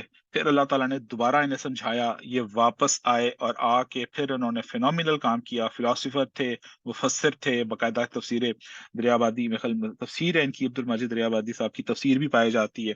انگریزی کے بہت زبردست اسکالر تھے، اردو کے بہت زبردست اسکالر تھے، انہوں نے کافی کام کیا اس کے اوپر۔ پھر انہوں نے جو کیا کہتے ہیں اس کو، ان کی بک کا نام ذہن میں نہیں آ رہا میری، بہرحال ٹھیک ہے۔ اس کے پہلے ایک اور کتاب تھی محمد عزت اسر النبی کے نام سے انہوں نے لکھی۔ پھر عزت دروزہ کی سیرت رسول ہے۔ اس طرح مختلف ہیں۔ پھر عسکریات پہ بہت کام ہوا، ملٹری کے اوپر بہت، رسول اکرم صلی اللہ علیہ وسلم اور پھر خلفۂ راشدین کا جو ملٹری کارنامے تھے اس کے اوپر بہت کام ہوا۔ ہمارے پاکستان میں ایک تھے جنرل محمد اکبر، انہوں نے کام کیا بہت زیادہ۔ بریگیڈیئر جنرل محمد شیش تھے، انہوں نے بہت زیادہ کام کیا۔ اور یہ لوگ بھی پھر کیا کرتے تھے، باقاعدہ وہ ساری کی ساری کیلکولیشنز اس میدان کی، اس کی نقشے کہاں پر کیا ہوا، اس کی تفصیلات وہ لکھتے تھے پوری کی پوری۔ جو بریگیڈیئر گلزار ہیں، انہوں نے 1965 کی جنگ پر بھی کتاب لکھی تھی، انہوں نے اسی طرح غزوات نبوی پر بھی کام کیا، 10 جلدوں میں انہوں نے کام کیا، ہر غزوہ کی تفصیل الگ بیان کی ہے۔ ٹھیک ہے، اب اسی طرح سے مولانا مودودی کی بھی کتاب ہے سیرت سرور عالم، یہ ان کی ڈائریکٹ تصنیف نہیں ہے، یہ جو تفہیم القرآن میں جو سیرت کے حوالے ہیں وہ اکٹھی کی گئی ہے۔ اسی طرح خالد الوی صاحب کی ایک کتاب ہے انسان کامل، یہاں پہ انٹرنیشنل اسلامک یونیورسٹی کے تھے یہ۔ اور پھر ایک اور کتاب جو ہے ابو زہرا مصر کے تھے، ان کی تصنیف ہے خاتم النبیین کے حوالے سے۔ پھر ایک کتاب رحیق المختوم کے بارے میں آپ سب لوگ جانتے ہوں گے، صفی الرحمان مبارک پوری کی تھی۔ لیکن اسی کے ساتھ ایک اور چیز بھی آپ کو معلوم ہونی چاہیے کہ یہ جو کانٹیسٹ ہوا تھا سعودیہ میں، جس میں یہ صفی الرحمان مبارک پوری صاحب کی رحیق المختوم کو پہلا انعام ملا تھا، اس کے ساتھ 2 کتابیں اور بھی تھیں جن کو دوسرا اور تیسرا انعام ملا تھا۔ آپ کو یہ بھی معلوم ہونا چاہیے جو دوسرا انعام تھا نا، وہ علی گڑھ مسلم یونیورسٹی کے ڈاکٹر ماجد علی خان تھے، اور ان کی کتاب سیرت میں انگریزی میں ہے۔ اور تیسری کتاب جو تھی وہ پنجاب یونیورسٹی کے ڈاکٹر نصیر احمد تھے، ان کی بھی غالباً کتاب انگریزی میں، ان کو بعد میں پاکستان میں بھی انعام ملا، تو یہ ایک اہم کتاب ہے۔ پھر اسی طرح ایک اور بہت اہم کتاب، بہت اہم تو نہیں میں کہوں گا اس کو، وہ خوبصورت کتاب، وہ خوبصورت کتاب کیا تھی، وہ ہے نبی الخاتم کے نام سے۔ نبی الخاتم لکھی ہے مولانا ناصر احسن گیلانی صاحب نے، چھوٹی سی کتاب ہے بالکل، کتنے پیجز میں آپ کو بتا ہی دیتا ہوں، 150 پیجز اس کے نا۔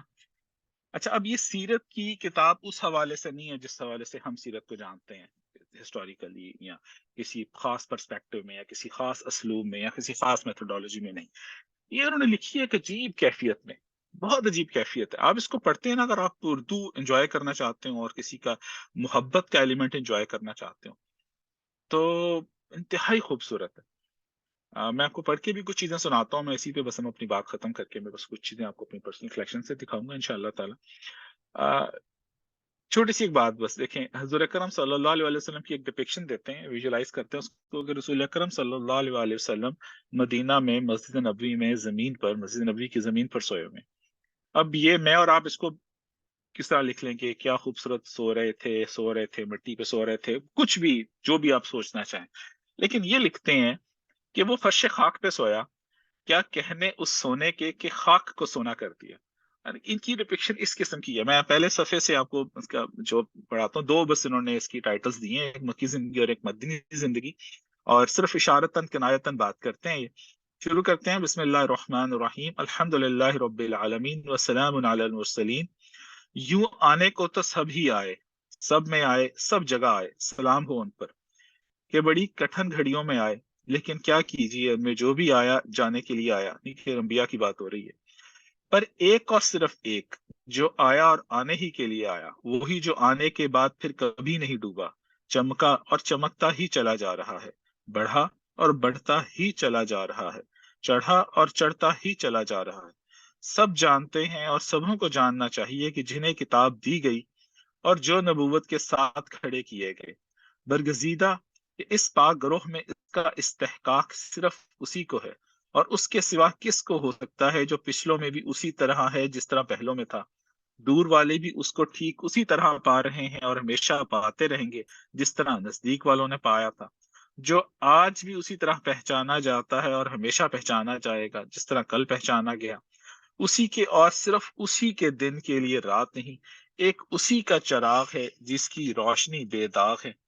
ورنہ جنہوں نے ناموں کو کھویا، کیا وہ اپنے ہادیوں کے کاموں کی نگہبانی کر سکتے تھے؟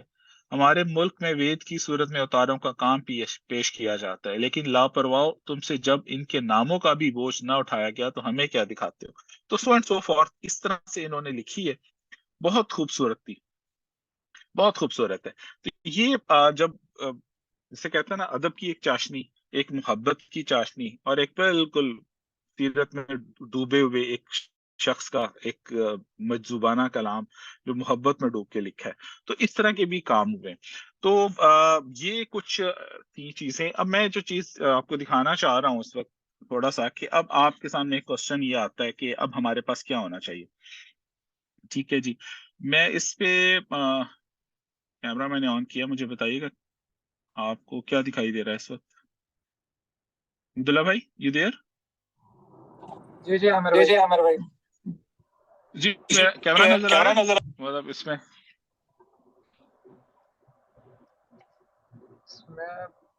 آپ کا وہی ایک کی بورڈ ماؤس.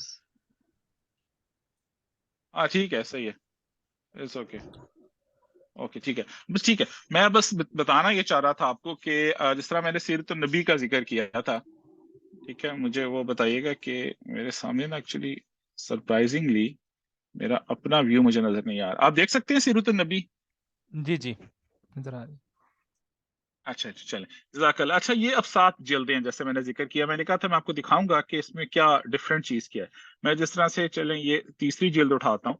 اب اس میں پہلی اور دوسری جو جلد ہے نا سیرت النبی کی، وہ تو کام ہوا زیادہ سیرت کا وہ حصہ جو تھا تاریخی نوعیت کا. اب جو چیز سیرت سے ریلیٹڈ ہم سمجھتے ہیں نا کہ صرف وہی آٹو بایوگرافی ہے، ایسا ہے نہیں. اب صرف آپ اس کے دیکھیے گا، فہرست مضامین دیکھیے گا، دلائل و معجزات، وہی و مشاہدہ، معجزات کون کون سے تھے اس کی تفصیلات، اس طرح سے مختلف امکانات معجزات، یعنی کہ پوری معجزات کے اوپر اسے دلائل نبوت کہتے ہیں. ادایات و دلائل و قرآن مجید، ٹھیک ہے، معجزہ قرآن، عالم رویا، شک صدر. اب اس طرح کی ساری چیزیں، شک صدر نے جب حضور اکرم صلی اللہ علیہ وسلم کا سینہ چاک کیا گیا، اس کی ہسٹوریکل ایویڈنسز اس کے اوپر انہوں نے کام کیے. پھر قرآن معجزہ قرآن کیسی ہے، یہ ایک جلد ہے اس کی نا، علامات نبوت، استجابت دعا، شفائے امراض، ٹھیک ہے، پانی کا جاری ہونا، نہیں کہ معجزات نبوی کے اوپر پوری کی پوری کتاب اب یہ والی. تو یہ آپ دیکھیں، آپ جو میں بتانا آپ کو چاہ رہا ہوں کہ یہ بھی سیرت کے پہلو ہیں. ہم اس کو اس طرح سے نہیں دیکھتے. اگر آپ اس کو ویسے دیکھیں گے، اس میں انہوں نے بہت ڈیٹیل سے ایک ایک چیز کو انہوں نے ڈیٹیل کیا. قرآن سے لے کر آئے ریفرنسز، حدیث سے لے کر آئے ہیں، اور اس کے بعد تاریخی ایویڈنسز دی ہیں ہر چیز کے اوپر انہوں نے. اور یہ 5 جلدیں ہیں اس طرح سے. یہ تو ایک جلد آپ دیکھ رہے ہیں نا، جلد سوئے میں. جیسے اگر ہم آگے چلے جائیں،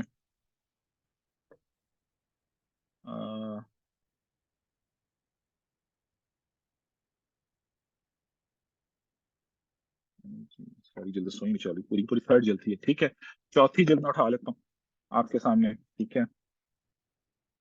اب اس میں منصوب نبوت حضور اکرم صلی اللہ علیہ وسلم کا کیا تھا، عربوں کی خصوصیات، ظہور اسلام کے وقت عربوں کی حالت، تبلیغ نبوی کے اصول اور کامیابی کے اسباب. اسی طرح عقائد، پورا کا پورا چیپٹر ہے کہ عقائد کیا تھے، حضور اکرم صلی اللہ علیہ وسلم کیا کیا تعلیمات دیتے رہے، ٹھیک ہے. اس طرح سے یہ اس کی یہ والی جلد ہے. پھر آخری جو 3 جلدیں ہیں اس میں دیکھیں تو اس میں بے تحاشا آپ کو کام ملتا ہے. اب یہ جس طرح اس میں عبادات کا چیپٹر ہے پورا، نماز کا پورا، زکوٰۃ، روزہ، حج. اب اس میں ایک ایک چیز کہاں ہوئی قربانی، کہاں فرض کی گئی، مکہ اور کعبہ کیا ہے، حج کی حقیقت کیا ہے، اصطلاحات کیا ہیں. اب اس کو سیرت کے حوالے سے انہوں نے پورا اور پھر بڑی ڈیٹیل میں ایک ایک چیز کا انہوں نے پورا قرآن کے ساتھ، حدیث کے ساتھ اور سیرت کی پرانی کتابوں کے ساتھ. تو حاصل کلام یہ جو بات میں بتانا چاہ رہا تھا کہ ہم صرف سوچتے ہیں بعض اوقات کہ سیرت کا صرف ایک پہلو ہے تاریخی، ایسا ہے نہیں. بہت ساری چیزیں ہیں. جس طرح میں نے ایک آپ کے سامنے یہ کتاب رکھی، میں وہ کتابیں آپ کو بتا رہا ہوں جو 20ویں صدی کے جو 2 اہم کام تھے. ٹھیک ہے، جو پہلا ہم کام دیکھ رہے تھے مولانا شبلی نعمانی کا، جو دوسرا میں نے آپ کو بتایا تھا وہ کون سا تھا جی؟ دیٹ واز رحمت للعالمین. یہ میں دکھاتا ہوں آپ کو جی. ٹھیک ہے جی، یہ ایک قاضی سلمان منصور پوری صاحب کی کتاب ہے. ٹھیک ہے، یہ 2 جلدوں میں ایک کمبائنڈ ایک ہی اس میں ملتا ہے. ابھی اس کی فہرست ہے پوری کی پوری. اس میں جو بڑی خوبصورت ایک چیز تھی، وہ اس پہ انہوں نے پورا ایک نقشہ بنایا ہوا تھا حضور اکرم صلی اللہ علیہ وسلم کی پیدائش کا. وہ آپ کی مجھے مل جائے نا تو اب اس میں کافی ساری چیزوں کا انہوں نے جواب بھی دیا ہوا، اس طرح سنت اور مسیحی تاریخوں میں تاریخی غلطیاں، اس طرح کی مختلف چیزیں اورینٹلسٹ کا انہوں نے جواب دیا ہوا.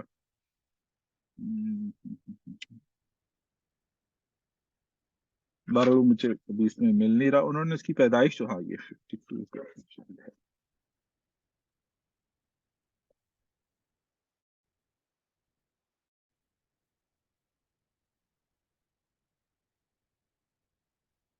اگر مل جائے تو نہیں، اس میں بھی نہیں. بہرحال وہ میں دیکھ کے آپ کو بھیجوں گا. ٹھیک ہے، یہ سلیمان منصور پوری صاحب کی یہ ایک اچھی کتاب ہے. ٹھیک ہے، اب یہ کہہ لیں کہ ریسرچ اورینٹیڈ کتابیں.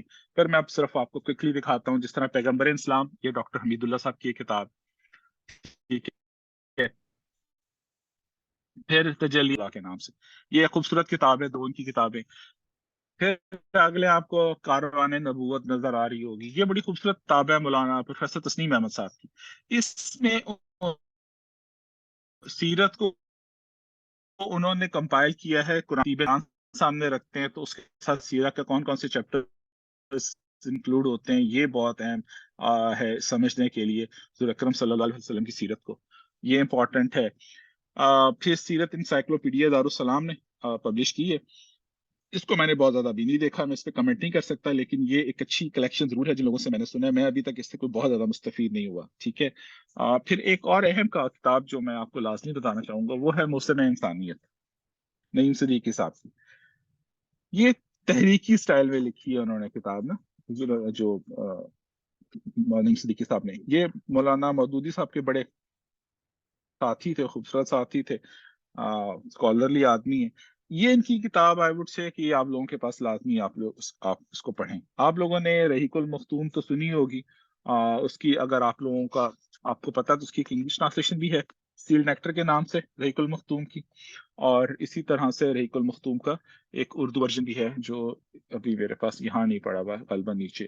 ٹھیک ہے، تو یہ تو آپ کے پاس اکثر آپ لوگوں نے رحیق المختوم تو سنا ہوگا. موثر انسانیت is something I would say must to have. رحمت للعالمین قاضی سلیمان منصور پوری صاحب کی سیرت النبی آپ کے پاس ہونی چاہیے اسکالرلی لیول پہ. اسی طرح جو مختلف کتابیں اور جو ہم ذکر بھی کر رہے تھے، جس طرح ایک یہ ہے عبد المالک مجاہد صاحب کی دارالاسلام والے ہے، اخلاق نبوی کے ٹائٹل سے. پھر رسول اکرم صلی اللہ علیہ وسلم کی حکمت انقلاب، اسد گیلانی صاحب نے اس پہ کام کیا. پھر ڈاکٹر حمید اللہ کا بڑا خوبصورت کام ہے رسول اللہ صلی اللہ علیہ وسلم کی حکمرانی اور جانشینی، کہ جو اس وقت جب کس طرح سے ٹرانسفر ہوئی تھی ابو بکر صدیق کو، کیا کیا مسائل ہوئے تھے، وہ سارا. پھر اسی طرح سے رسول اکرم بحیثیت والد ڈاکٹر فضل الہی صاحب کی کتاب ہے. پھر منہج انقلاب نبی ڈاکٹر اسرار صاحب کی، یہ میتھڈولوجی آف سیرہ کے لحاظ سے کام آتی ہے. پھر یہ سعدیہ غزنوی صاحبہ کی کتاب ہے نبی اکرم بطور ماہر نفسیات. ٹھیک ہے، اس طرح یہ مرشد الامین ہے. اس طرح ان کی یہ مختلف ایک کہہ لیں کہ ایک فلیورز ہیں سیرہ کے جو ملتے ہیں ہمیں. پھر اسی طرح حمید اللہ صاحب کا نام آیا تھا تو میں بتا رہا تھا آپ کو، یہ حمید اللہ صاحب کی کتاب ہے. یہ دنیا کا قدیم ترین مجموعہ احادیث ہے.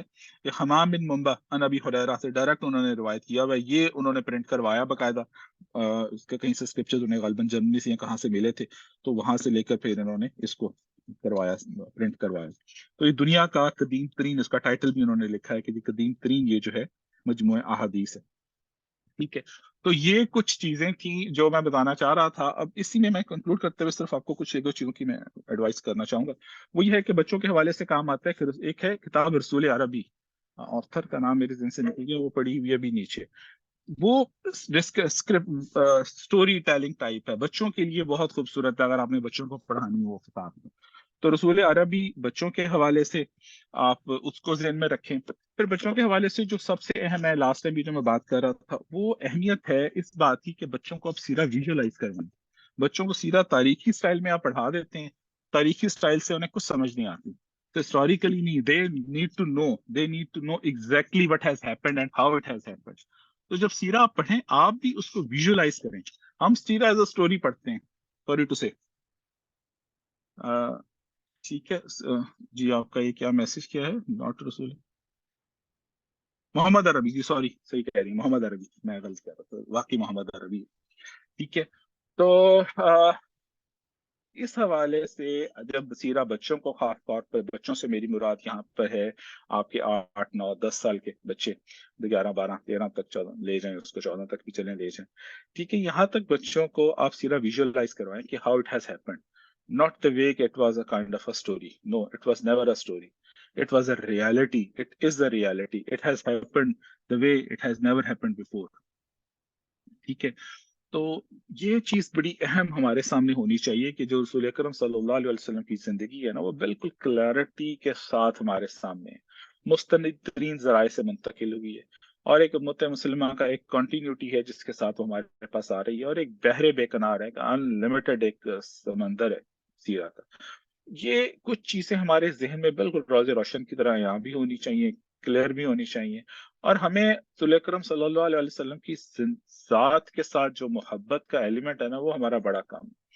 ہم دیکھیں کچھ چیز ہوتی ہیں انکنڈیشنل ہوتی ہیں. ہم سیرہ پڑھنا تو چاہتے ہیں سیکھنے کے لیے، لیکن اس سے پہلے ان کی ذات سے محبت جو ہے نا، وہ بہت ضروری ہے.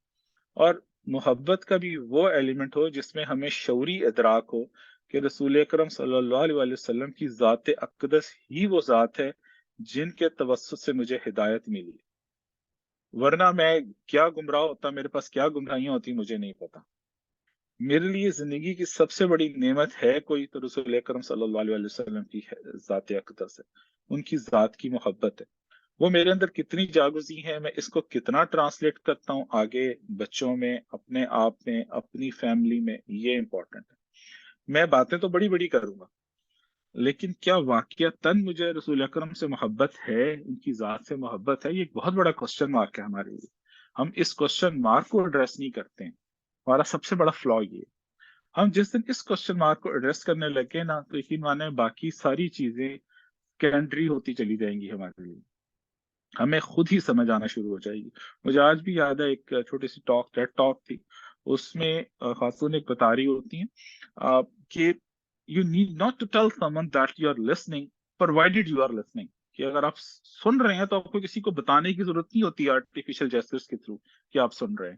تو سیملرلی اگر آپ رسول اکرم صلی اللہ علیہ وسلم کو اپنے لیے رول ماڈل کنسیڈر کرتے ہیں، ان کی سیرہ کو پڑھتے ہیں، تو اس کی ریفلیکشن بھی پھر آنی چاہیے نا میرے اندر، اس کی ذات کو ریفلیکٹ بھی ہونا چاہیے.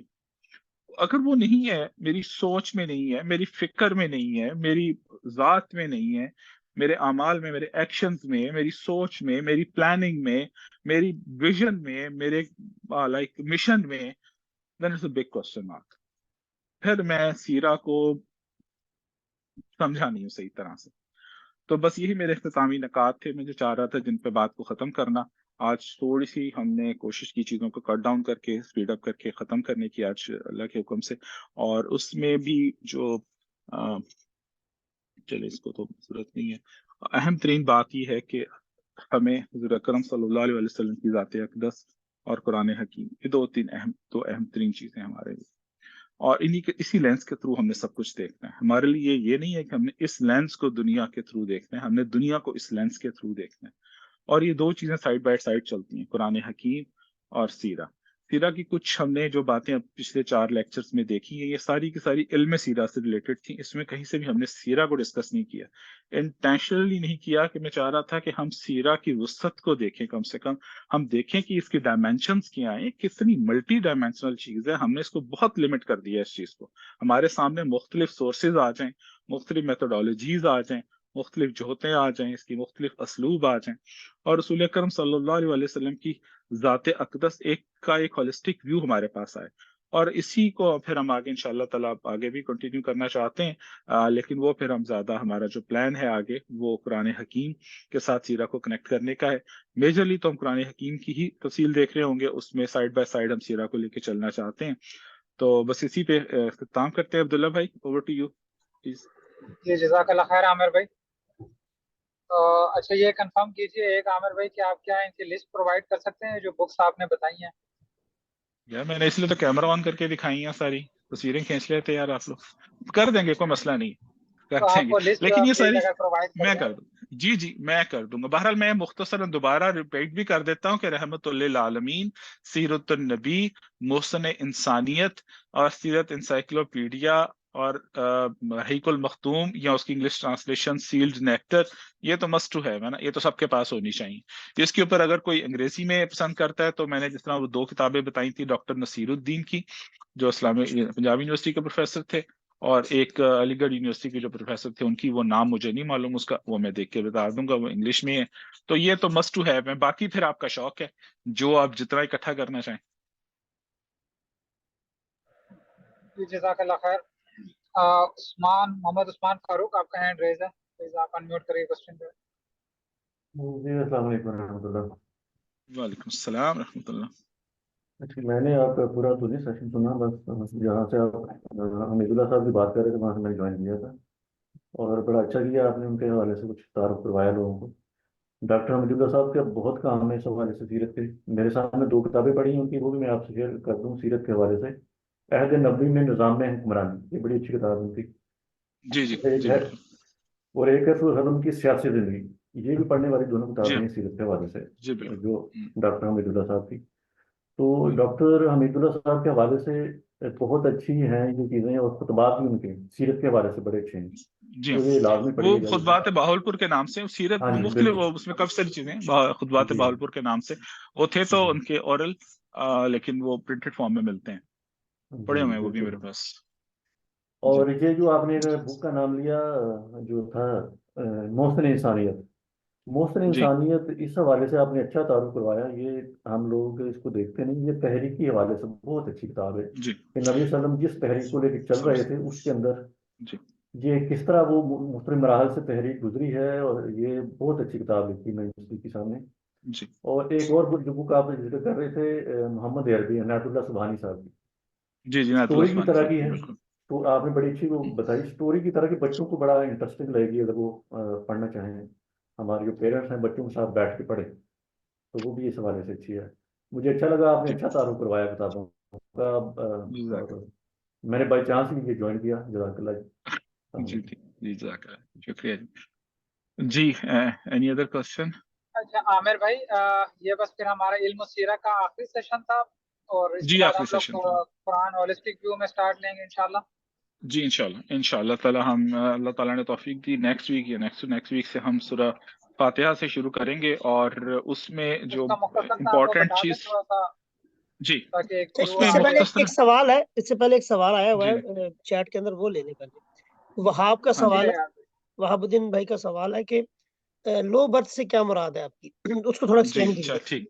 ٹھیک ہاں نہیں میں کر دیتا ہوں. بیسیکلی کچھ باتیں ایسی ہوتی ہیں کہ جن کو نہ زبان پہ لاتے بھی نا انسان کی زبان لڑکھڑانے لگتی ہے, تو اس میں بہت احتیاط سے الفاظ استعمال کرنے پڑتے ہیں.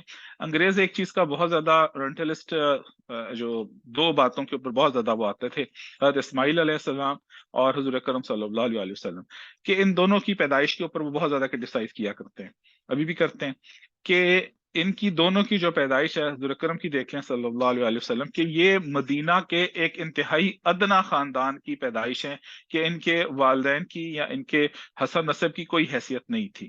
تو لو برث سے مراد یہ ہے, کیونکہ عرب میں حسب نسب ان کا سردار, ان کا خاندان اور اس کی شان و شوکت جو ہم پیچھے پڑھتے رہے ہیں، پورا وہ ادارہ منافرہ اور وہ سارا کچھ ہم نے جو سیکوینس دیکھا تھا، کس طرح سے وہ چیزوں کو ٹیگ کرتے تھے، ریکارڈ کرتے تھے، ریکارڈ کیپنگ ہوتی تھی، تو وہ اس کے اوپر اعتراض کرتے تھے کہ یہ جو عبداللہ اور پیچھے ہاشم اور عبد مناف، یہ جو پوری خاندانی چین تھی، یہ بہت ویک چین تھی، یعنی کہ یہ لوگ کوئی سردار نہیں تھے، ان کے پاس کوئی عہدے نہیں تھے، اور کسی طرح سے بھی یہ عرب کے کوئی کلاسیفائڈ لوگ نہیں تھے.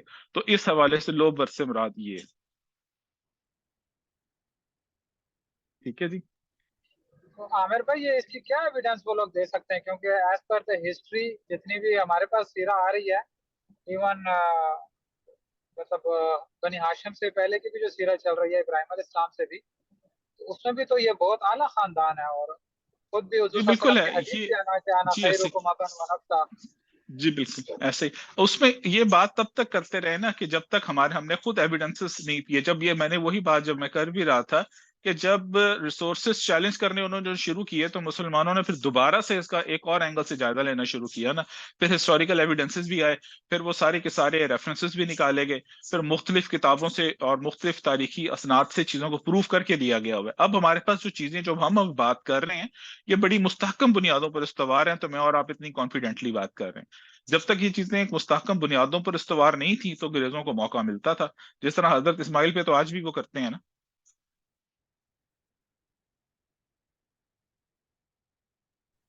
جی جزاک اللہ خیر. کسی اور عامر کا کوئی بھائی کوشچن ہے؟ جی ہاں، عامر بھائی میرا یہ سوال ہے کہ یہ جو آپ کے ریکارڈڈ لیکچرز ہیں، کیا ہم اپنی فیملی میں یا فرینڈس میں شیئر کر سکتے ہیں؟ جی کر لیجیے گا، لیکن کلوز لوپ میں کیجیے گا. جی جی کلوز گروپ میں، جی مطلب ٹھیک. اس کو ہم پبلک نہیں کریں گے، لیکن جیسے اپنا فیملی جی ٹھیک. گروپ ہے، جیسے اپنے بھائی وغیرہ ہیں، جی بھتیجے جی ہیں میرے، بالکل. اس میں. تھینک جی یو، بالکل جزاک کر اللہ. لیجیے.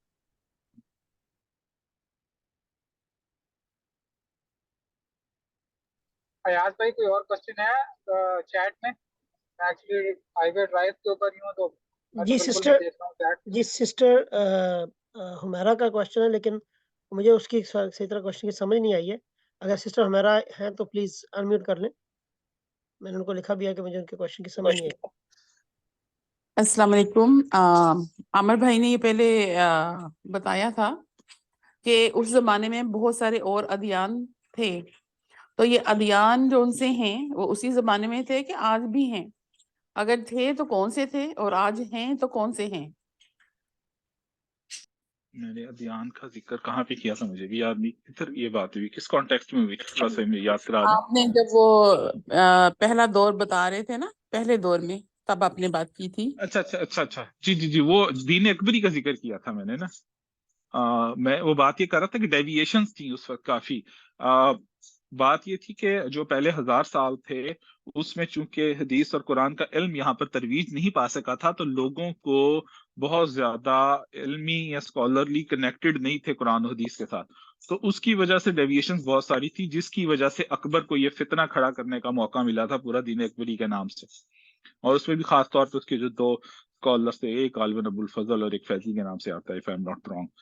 تو میں بات کر رہا تھا، اس میں ادیان کا ذکر تو نہیں آیا تھا، صرف دین اکبری کا ذکر ہی آیا تھا. اور پھر میں نے کہا تھا کہ یہ آف شوٹس ابھی بھی مل جاتی ہیں کہیں نہ کہیں، کہیں فتنہ انکار حدیث کی شکل میں، تو کہیں اور کسی نہ کسی صورت میں. یہ بات کی تھی میں نے.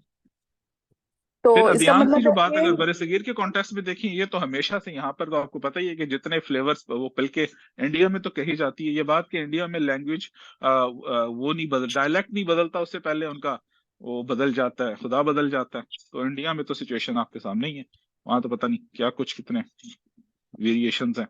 وہ تو خیر ان کی تو ہم جتوں ان کی ہیں، لیکن ادیان کو ادیان کہنے کے بجائے مذاہب نہیں کہہ سکتے؟ ادیان کا لفظ میں نے استعمال ہی نہیں کیا، مجھے نہیں یاد پڑتا میں نے ادیان کا، میں نے خالی دین اکبری کا لفظ استعمال کیا. اگر کہیں غلطی سے سلپ آف ٹنگ میں نکل گیا ہوتا ہے سوری. میں نے ویسے مجھے یاد نہیں ہے، اس لیے کانشیسلی میں نے کہیں استعمال کیا.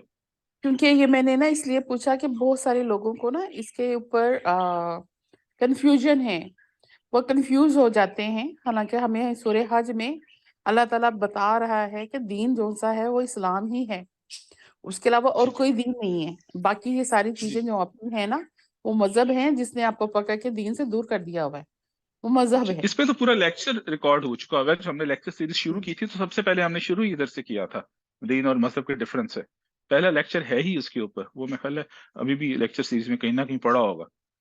تو started off with this thing G to جی پڑھا clear ہوا the concept what is دین. ہاں تو دین کا اور مذہب کا فرق کیا، ہم نے شروع ہی یہاں سے کی تھی ڈبیٹ اپنی، تاکہ ہمیں ایگزیکٹ پتا ہو کہ ہم جس ٹائم آف فریم میں ہیں وہاں دین سے کیا مراد ہے، ایک سسٹم آف لائف کیا ہوتا ہے جس کو ہم کہتے ہیں اسلام ایک کمپلیٹ یا ایک مکمل ضابطہ حیات ہے، ایک کمپلیٹ کوڈ آف لائف ہے، اس سے کیا مراد ہے.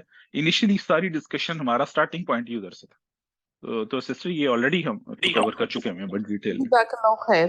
جی بات رفیع. جی عامر بھائی آپ پھر اس کا تعارف کروا دیں اپنے جو ہمارا اگلا سیشن ہے انشاءاللہ نیکسٹ ویک جی سے. اگلا جی انشاءاللہ تعالیٰ اللہ تعالیٰ کی توفیق سے، اللہ نے انشاءاللہ تعالیٰ انشاءاللہ وما توفیق الا باللہ ہم سورہ فاتحہ کے چیپٹر بائی چیپٹر قرآن کا آغاز کریں گے، اور اس میں جو ہمارے سامنے مقاصد ہیں وہ کچھ اس طرح سے ہیں کہ سب سے پہلے تو ہمارے سامنے قرآن کا جو پروفیٹک مشن ہے اس کی ایک تفصیل سامنے آئے کہ ہم قرآن کو اس کانٹیکس میں پڑھیں کہ قرآن مجھ سے چاہتا کیا ہے. کیونکہ قرآن کا جو ایڈریسی ہے نا وہ میں اور آپ ہیں. ہم اس کو میں یہ نہیں کہتا کہ انسانیت ہے یا مین کائنڈ ہے، میں ہمیشہ اس کو اس کانٹیکس میں کہتا ہوں کہ اس کا ایڈریسی میں خود ہوں، قرآن مجھ سے مخاطب ہے، کہ وہ یہ میرے لیے نازل ہوا ہے، یہ مجھ سے بات کر رہا ہے. تو سب سے پہلے تو ہم اس کو اس کانٹیکس میں دیکھیں گے کہ مجھ سے اللہ تعالیٰ چاہ کیا رہے ہیں. پہلا آبجیکٹو تو یہ کلیئر کرنا ہوگا ہمارا، ٹھیک ہے. دوسرا ہم اس کو دیکھیں گے اس کانٹیکس میں کہ سیرہ کے ٹائم فریم میں جو بھی ہم صورت پڑھ رہے ہیں وہ کس ٹائم فریم پہ نازل ہو رہی ہے، تاکہ ہمارے سامنے اس کا بیک گراؤنڈ سارا کلیئر ہو اور ہم اس کو کنیکٹ کر سکیں رسول اکرم صلی اللہ علیہ وسلم کی زندگی میں، کہ ان کی زندگی کے جو پروفیٹک مشن کی جو زندگی ہے یہ ڈاٹ وہاں کدھر کنیکٹ ہو رہا ہے، اور یہ ٹائم فریم کون سا اس کو سمجھنے میں مدد ملتی ہے. مثال کے طور پر میں تھوڑا سا آپ کو بتاؤں کہ جو میری اس بات سے مراد کیا ہے. ہم جب قرآن کھولتے ہیں ہمارے سامنے سورہ فاتحہ کے بعد سب سے پہلے سورہ بقرہ آ جاتی ہے، اور پھر ہم اس کو پڑھنا شروع کرتے ہیں. سورہ بقرہ کے دوسرے رکوع میں تیسرے رکوع میں جاتے ہی آپ کو لگتا ہے کہ جی مہر لگی ہے، سمن بکمن امیون، وہ بات آ جاتی ہے کہ ختم اللہ علی قلوبہم، کہ مہر لگا دی اللہ تعالیٰ نے.